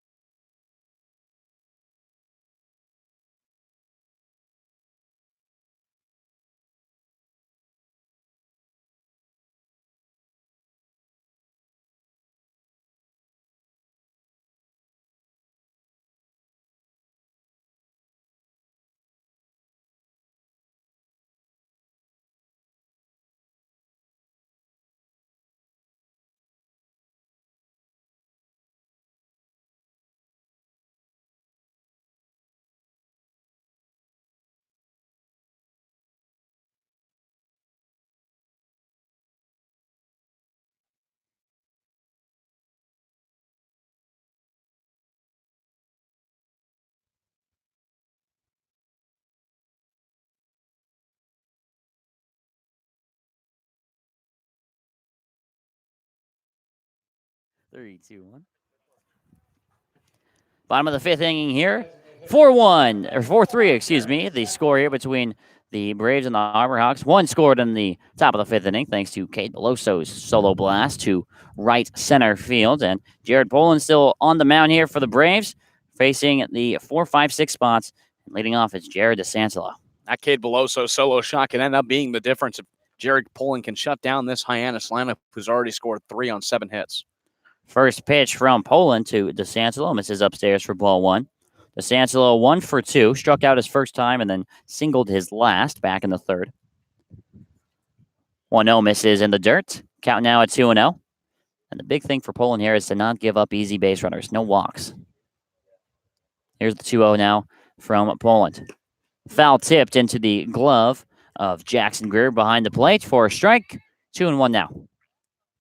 And for Poland, he's already given up 1 walk, with Dunlop walking 2 as well. So that's the easiest way to get on base if you're the Harbor Hawks, is just wait a few pitches out and work a walk. 2-1 pitch, and that misses up and head level. Count now at 3-1, and Poland has to fight back from behind here. Here's a 3-1 from Jared Poland, and that's right down the pipe for a strike 2, and the count fills up now at 3-2. Poland needs to focus on hitting the strike zone. Like I said, not giving up any walks and hopefully striking out some batters as well. Here's the payoff pitch from Jared Poland. Fouled off over the third base bleachers. And we'll do things once again at 3-2.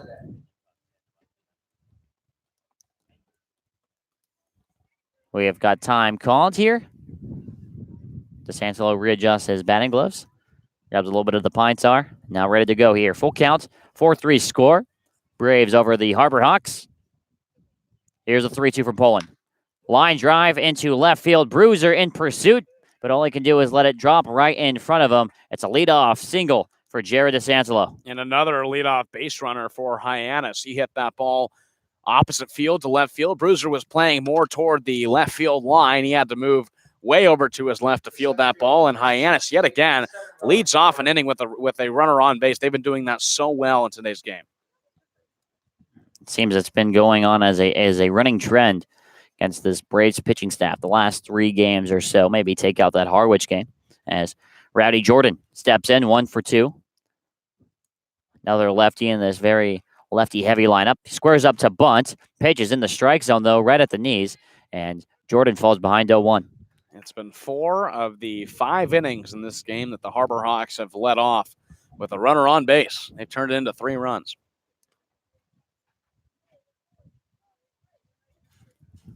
Jordan with an RBI double in the first, squares to bunt again, and he lays it down right in front of Poland. Poland takes a peek at second. All he could do is throw it to first. It's a low throw, but Beloso adjusts, and they get the first out.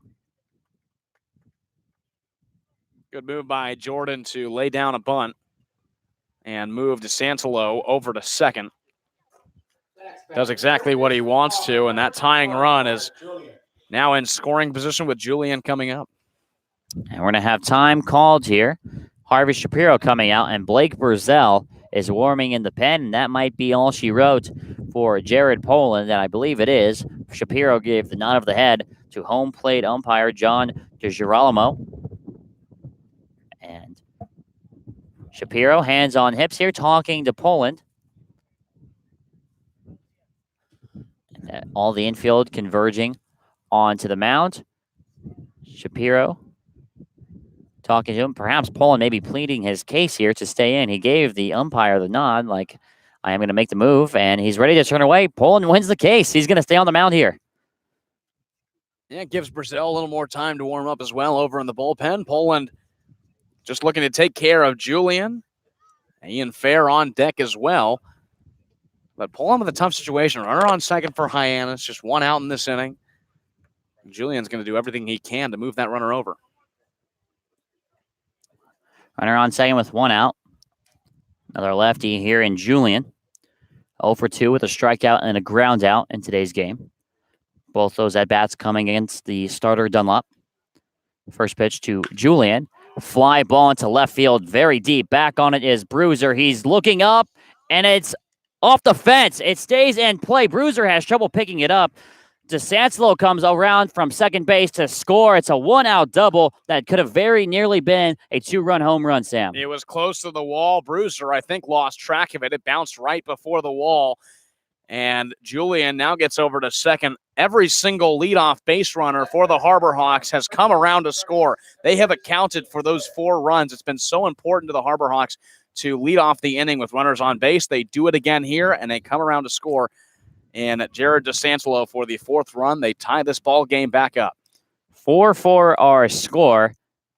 And the Harbor Hawks still having a chance to add more as a Blake Brazell fastball, I presume, gets past the de facto bullpen catcher today, Henry Davis, and they have to pause the game for a second to go get that. That's now 9 hits for Hyannis. A solid offensive performance from them. They've battled back from now 2 deficits. The Braves led 3-2 and 4-3, and they've battled back to tie both those deficits up. I think both teams understand how important this doubleheader here today is. First pitch now is in the zone to Ian Fair. Fair 1 for 2 with a single, and he came around to score back in the 4th inning. Getting his first look here at Jared Poland. 1 away here in the bottom of the 5th inning. The go-ahead runner at second base is Edward Julian. Here's the 0-1. Breaking ball that almost hits Fair. Greer does a nice job to get in front of it before it can skip by him. Count now evens at a ball and a strike.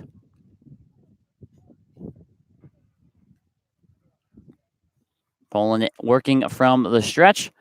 Looking in, gets his sign from the catcher, Jackson Greer. Here's the 1-1 now to Fair. Swing and a miss, and a big swing and a miss there. Poland now with a big lead in this count, 1-2. Beautiful fastball from Poland, low in the zone. Gets Fair to blow right by him.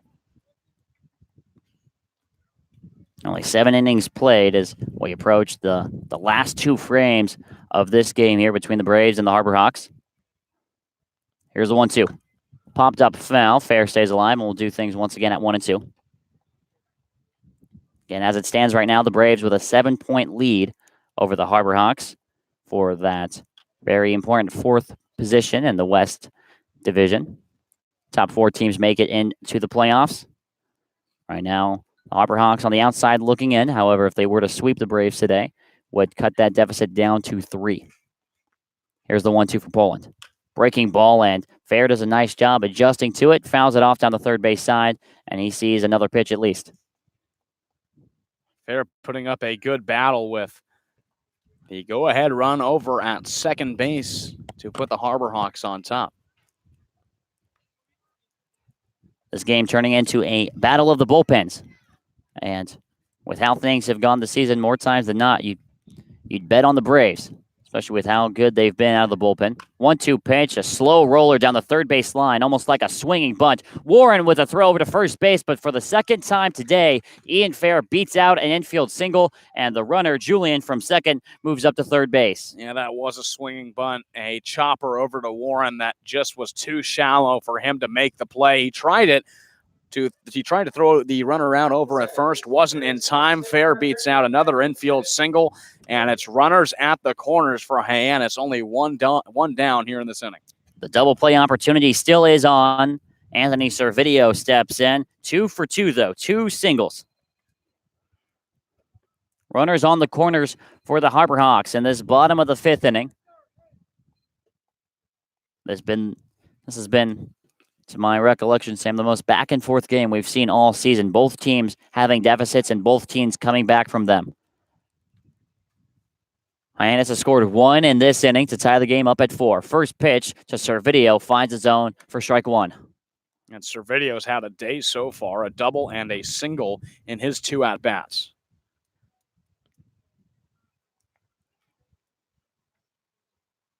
Oh, 1 now. It's a big swing and a miss there from Servideo. He falls behind 0-2 on the fastball. Poland looking for a big out number 2 when he came in the last inning, immediately got Chad McDaniel to ground out into a double play. He's looking for the exact same thing right here. Strikeout here would be huge. The 0-2 pitch fouled off the bat of Servideo, and he stays alive for at least one more pitch. Infield playing middle in. Morissette and Glowenke pinched in to turn the double play. And the corners bound at normal length here. Beloso holding on the runner at first base. Braves looking to turn two. Looking for Poland here to throw them a ground ball. Here's the 0-2. Just missed the zone, down and in. Count now at a ball and 2 strikes.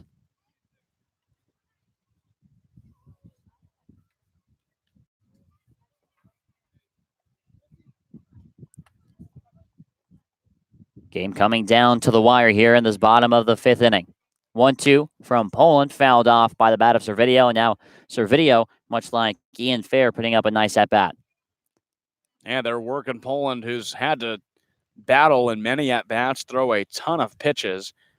You have to imagine he's probably pretty tired on the mound right now. Burzell still warming up in the bullpen. We thought a few batters ago Poland was going to come out, but Harvey Shapiro leaves him in, and he immediately gives up a double. Poland shakes off a sign from the catcher Jackson Greer. Now sets, fires the 1-2, misses upstairs. Servideo putting up a real nice battle here against Poland, evens the count at 2-2.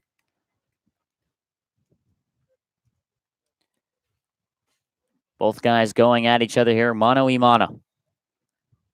Runners on the corners here for the Harbor Hawks. 4-4 game. Breaking ball is in the zone for strike 3. A big strikeout from Jared Poland to bring us to 2 outs here in this bottom of the 5th. I think that's the best pitch we've seen from Jared Poland in his appearance here today. A beautiful breaking ball right down the middle that completely had Servideo tied up. He doesn't offer, and it's a big strikeout for Jared Poland. 2 gone.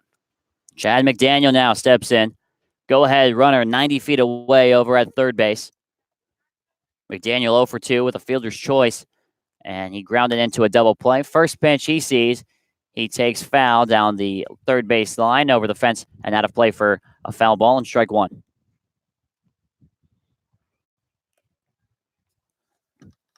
Everybody gets to return to their normal fielding areas. Glowenke, the shortstop, shifted just a little bit towards second base for the lefty. 0-1 pitch misses upstairs for ball 1, and McDaniel looked like he thought about it there. McDaniel struggling today, an 0 for 2 performance. Got on in the second inning with a fielder's choice, but grounded into that double play in the 4th, which was Poland's first batter he faced. Wind blowing out towards center field here in McKeon Park. Here's the 1-1. Big swing and a miss there on the fastball, down and away. And now Jared Poland 1 strike away from getting out of this inning, still with the game tied up. Well, this would be big for Poland, for Hyannis to leave 2 runners on, especially leaving a runner over on third if Poland can get out of it. 1 ball, 2 strikes to count, 2 outs. Here's the pitch. It's a breaking ball. The runner moves on the pitch. Back on it is Kyle Hasse. He leaps and can't bring it in. Both runs will come in to score, and it's a huge 2-out double that just got over the glove of Kyle Hasse out in right field. The Harbor Hawks now have a 6-4 lead. It was a breaking ball that Chad McDaniel sat on perfectly and took to right center field. Hess made a good effort. It just got over his glove, and a 2-out double for Chad McDaniel, where he was down a 2-strike count, takes it to right center, brings home 2 runs, and puts the Harbor Hawks on top by 2. That's going to do it for Jared Poland. Yeah, Harvey Shapiro will come out and end the day of Jared Poland. He is still responsible for that runner out on second base, but the Harbor Hawks strike for 3 runs here in this bottom of the 5th inning. They have the lead 6-4. We'll take a quick break and come back. 2 outs here, and Blake Burzell coming in to try and close out this bottom of the 5th. You're watching it here on the Bourne Braves Baseball Network.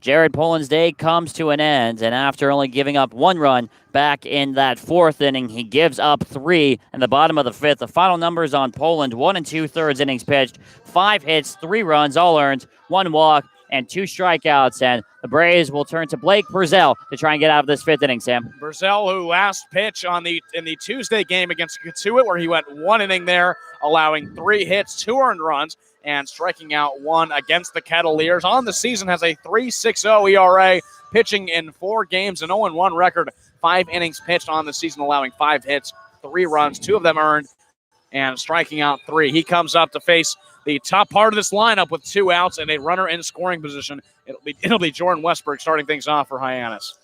Top of the order, and Brazell has his hands full, especially after giving up a couple runs against Katuitt earlier in the week. Jordan Westberg stepping in now. Westberg so far on the game, 1 for 2 with an RBI single back in the 4th against Poland and a walk back in the 1st inning where he came around to score. And Westberg really has been a shot in the arm for the Harbor Hawks offensively. Has a chance to add some insurance runs onto the 6-4 lead that Hyannis has over the Bourne Braves. Brazell looking in. Comes set, hands meet up near the chin. First pitch from Brazell, breaking ball. That's in from strike 1. And great pitch on that first pitch. You expect a fastball out of Brazell, comes in off speed. Yeah, you don't see too many of those from Brazell, but he starts Westberg off with a first pitch off speed strike. 0-1 count now to Jordan Westberg. Here's the pitch. Popped up foul over our heads down the first base line. And Brazell quickly has an 0-2 lead. Brazell can just get this final strike, get out of it, leaving a runner on second, put the Braves back hitting in the top half of the 6th, down by 2.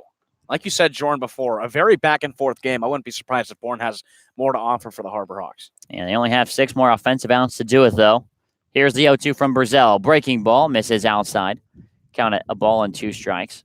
I think the nicest way to put it is this Harbor Hawk bullpen has been suspect the entire season, and the Braves have come out with the bats in tow here today. 4 runs off of 8 hits scored in the past 2 innings, 3 in the 4th and 1 in the 5th. Here's the 1-2 now to Westberg. Ground ball that gets through for a hit, hardly hit. Hess will come up with the ball. He's going to have a play at the plate. Beloso with the cutoff man throw in, and it is it time! Kyle Hess to Cade Beloso to Jackson Greer. It's a 9-3-2 putout at home that saves a run from scoring. The Braves, however, still trail this one 6-4 off of a levy of hits from the Harbor Hawks. They get some momentum there with the big throwouts from Kyle Hess and Cade Beloso. We head to the top of the 6th inning here with the Harbor Hawks on top of the Braves 6-4, and you're watching it here on the Braves YouTube channel.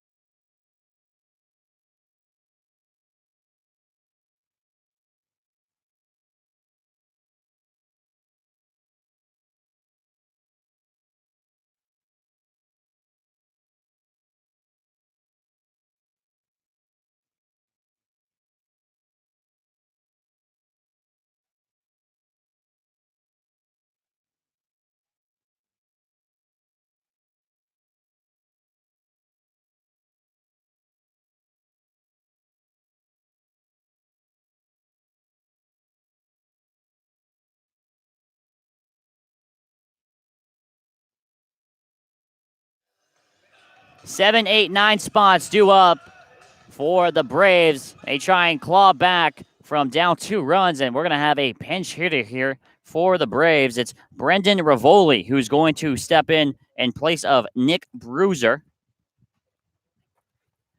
So Bruiser's day comes to an end, and the new guy in the lineup taking Bruiser's spot in left field is Brendan Rivoli. Rivoli, his struggles have not been shy to this Braves team. 2 for 28 on the season, .071 average. He struck out 8 times. He's coming off a pinch hit performance against Wareham on Tuesday night, where he went 0 for 2 and a hit by a pitch. First pitch to Rivoli, though, and he takes it over the head, or so we thought, of Ian Fair, leaping into the air. When it rains, it pours for Brendan Rivoli. He just can't buy a hit, and it's 1 pitch, 1 out in the top of the 6th. That's unlucky, and a great grab by Ian Fair over at first. He shows the hops, and in 1 pitch, sits down Brendan Rivoli. And Rivoli, that's just bad luck right there. Oh, first pitch to Kyle Hess. Misses upstairs for ball 1. Looked for sure to be a base hit into right field. Just cut it off the end of the bat. Ian Fair had other plans. 1-0 pitch to Hess. Misses the zone once again. Now leads the count 2-0.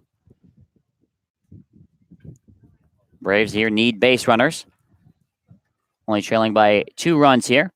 2-1 finds the zone from Nolan Crisp. Still in the game after giving up the Beloso home run. Count at 2-1. Crisp getting his sign. Now fires the 2-1. That misses way outside.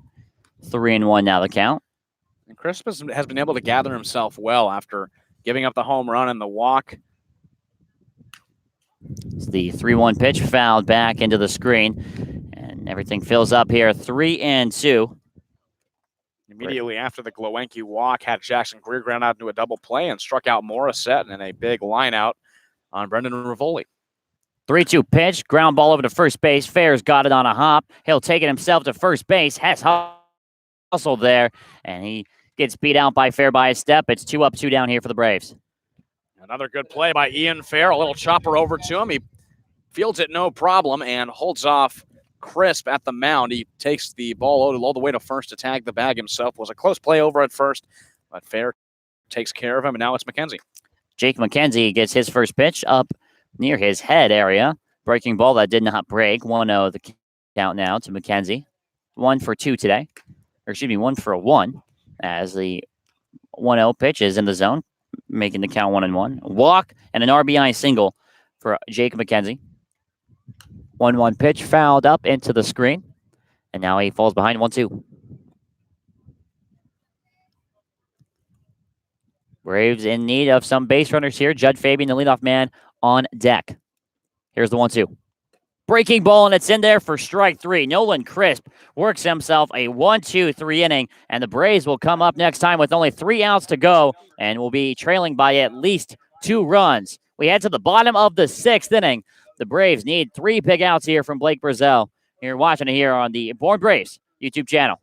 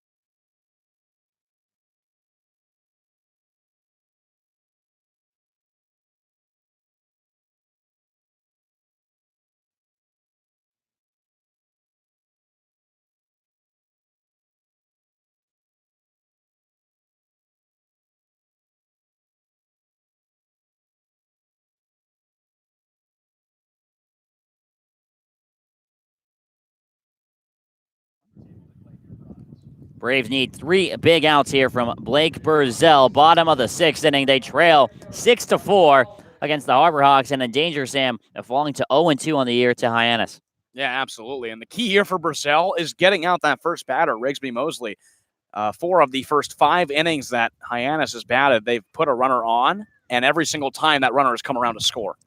First pitch to Mosley is fouled back into the chest protector of the umpire. And Brazell, starting off on the right foot here, gets the first strike and leads 0-1. Lots of walks in this game here, too, for the Braves. 6 walks between Dunlop and Poland. 0-1 pitch, ground ball, too short. Glowinski slides, makes the backhand play. Throw on to first, not in time. Would have been an amazing play by Glowinski. However, Rigsby Mosley beats it out by just a step. Was a tough play for Glowinski at short. Slid to his right side, had to throw across his body all the way to first. Never really had a shot to get Rigsby Mosley, who beats out the throw. And again, for the 5th time in 6th innings, Hyannis leads off the inning with a runner on base. And we know what that has turned into every single time with this Harbor Hawk team. In steps Trevor Hauver, looking to get his day started. This is 4th at bat. He's 0 for 2. 2 strikeouts, walked back in the 1st inning. Burzell already working from the stretch here. First pitch to Hauver, misses down and in for ball 1.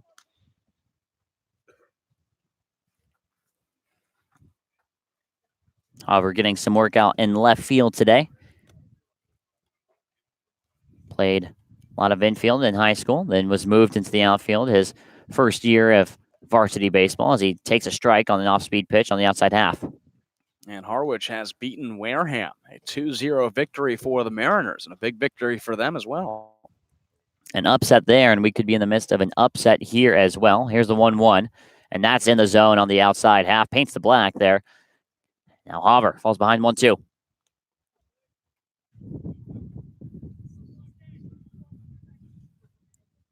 Runner on first. It's Rigsby Mosley. He's been on base 3 times tonight.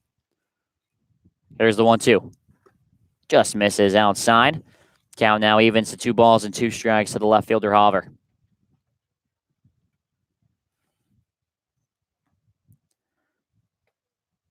Zell needing to get out of this inning without surrendering any more runs. 2-2 pitch, foul tip into the glove of Jackson Greer. So for the 2nd time tonight, or the 3rd time, Trevor Hauver goes down on strikes. Hauver really the only batter in this lineup for Hyannis that hasn't been able to really get on base. So he got on base once with a walk, but that's been it. It struck out 3 times, the only batter that's really struggling. And he's in the number 3 spot. So he goes down for the 3rd time on the strikeout. That's the first out of the inning. There's Jared DeSancelo now. 2 for 3, 2 singles, a run scored, and a strikeout to his name so far tonight. Runner on first is Mosley. First pitch to DeSancelo is off speed. DeSancelo way out in front, falls behind 0-1. This Hyannis team had a solid hitting performance last night. They only got 4 runs, but they were able to get 12 hits. The game before against YD, they got 10 hits. So the offense has really been picking up as the season progresses. Burzell takes a peek at Mosley at first. Now comes set, hands meet just below the chin. 0-1 pitch, ground ball up the middle. Glowinski dives, it's off his glove into center field. Mosley thinks about going to 3rd, puts the brakes on, comes back into 2nd. The throw not in time from the center fielder, Judd Fabian. And with another single, runners on 1st and 2nd now for the Harbor Hawks here with only 1 out. That's the 14th hit for Hyannis, just off the glove of a diving Glowinski, who almost made another spectacular play. Gets unlucky as it skips into the outfield. I tell you who's really lucky is Rigsby Mosley, who was able to slide back to 2nd in time before the throw from Judd Fabian. So Hyannis puts more runners on base with Rowdy Jordan coming up, who's still looking for his first hit of the ball game. Jordan did have that RBI double back in the 1st inning. First pitch to Jordan just misses up and outside. And he's not had a hit since then, though. A fly out and a sacrifice bunt. Has the opportunity here to really put some insurance and some space in between these 2 teams with a base hit here on the bottom of the 6th inning. Remember, only playing 7 today. Here's a fly ball into left field on the 1-0 count. That's out there is Brennan Rivoli making the catch for out number 2. That's a big out number 2 there from Blake Burzell. A fly out opposite field. Rivoli had to chase it in a little bit. The wind was blowing it toward the infield, but he runs in and makes the play on Rowdy Jordan, who goes down, and Eduardo Julian comes up. Julian so far in today's game, he's 1 for 3 with an RBI double and a run scored back in that 5th inning. Part of 3 runs in that 5th inning. That has proven to be the difference between these 2 teams here today. Burzell fires first pitch, ground ball that goes foul down the first baseline. Beloso not having a chance to make a play on it, and Julian falls behind 0-1.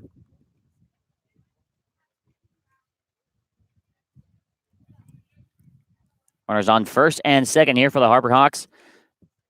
Brazil trying to get the Braves to their last bats, only trailing by 2. He sets, takes a breath, looks at second, now fires the 0-1, and it's in the dirt, but Julian swings at a good pitch there from Brazil to get him to chase, and Brazil has the 0-2 advantage. Big pitch here coming for Brazil. You expect it to be out of the zone against Julian, trying to get him to chase 0-2. Leaving runners on first and second, going back to the bats in the bottom half of the 6th. Braves looking for any sort of momentum they can get before their last chance. You might see that patented fastball here from Blake Brazil. 0-2, and he steps off. Resets himself as Julian also steps out of the box. Now retakes his spot in there, and here we go. No balls, 2 strikes. Runners on first and second here for the Harbor Hawks in this bottom of the 6th inning. Here's the 0-2 from Brazil. Fastball, ground ball over to second base. Morstead's got it. Sidearm throw to first base. It's close. Julian almost beats it out, but he did, in fact, get thrown out at first base. Talk about hustling down the line. It was very close, but the Braves do escape the bottom of the 6th inning without giving up a run off of 2 hits and 2 left on. This is coming down to the last bats here for the Bourne Braves. Judge Fabian will lead us off here on the other side of the break on the Bourne Braves Baseball Network.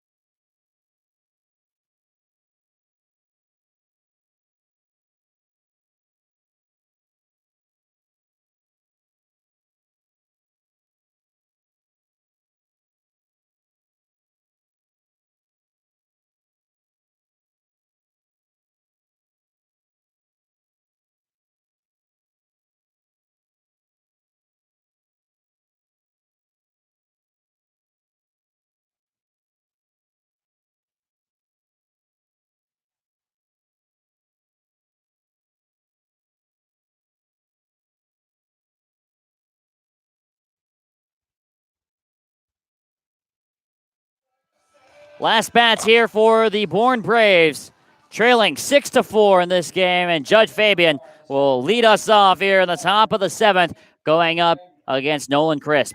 Fabian 1 for 3 on the game so far, a single in the 4th inning, a strikeout in the 3rd, and a fly out to left in the 1st. He's looking for a big hit to get on base and bring the tying run to the plate. First pitch from Crisp is off speed, and it's in the zone for strike 1. Crisp has his only save of the year off that appearance against the Braves, and now is going for his first win of the year. Here's the 0-1 to Fabian. Big swing and a miss, and Crisp, every few pitches will work in that kind of weird delivery, kind of comes to a pause when he kicks that leg. Yeah, he does. He stays up there for a while. We saw it just on that last pitch and then throws his body right there. 0-2 pitch is a fly ball into left field. Back on it is Trevor Hover, and he's under it, and he makes the catch with some late movement on the ball there for out number 1. Yeah, the ball's been traveling a lot in the air, but Hover tracks it down over in left field for a big first out on Judd Fabian. And a hitless Xavier Warren now coming up.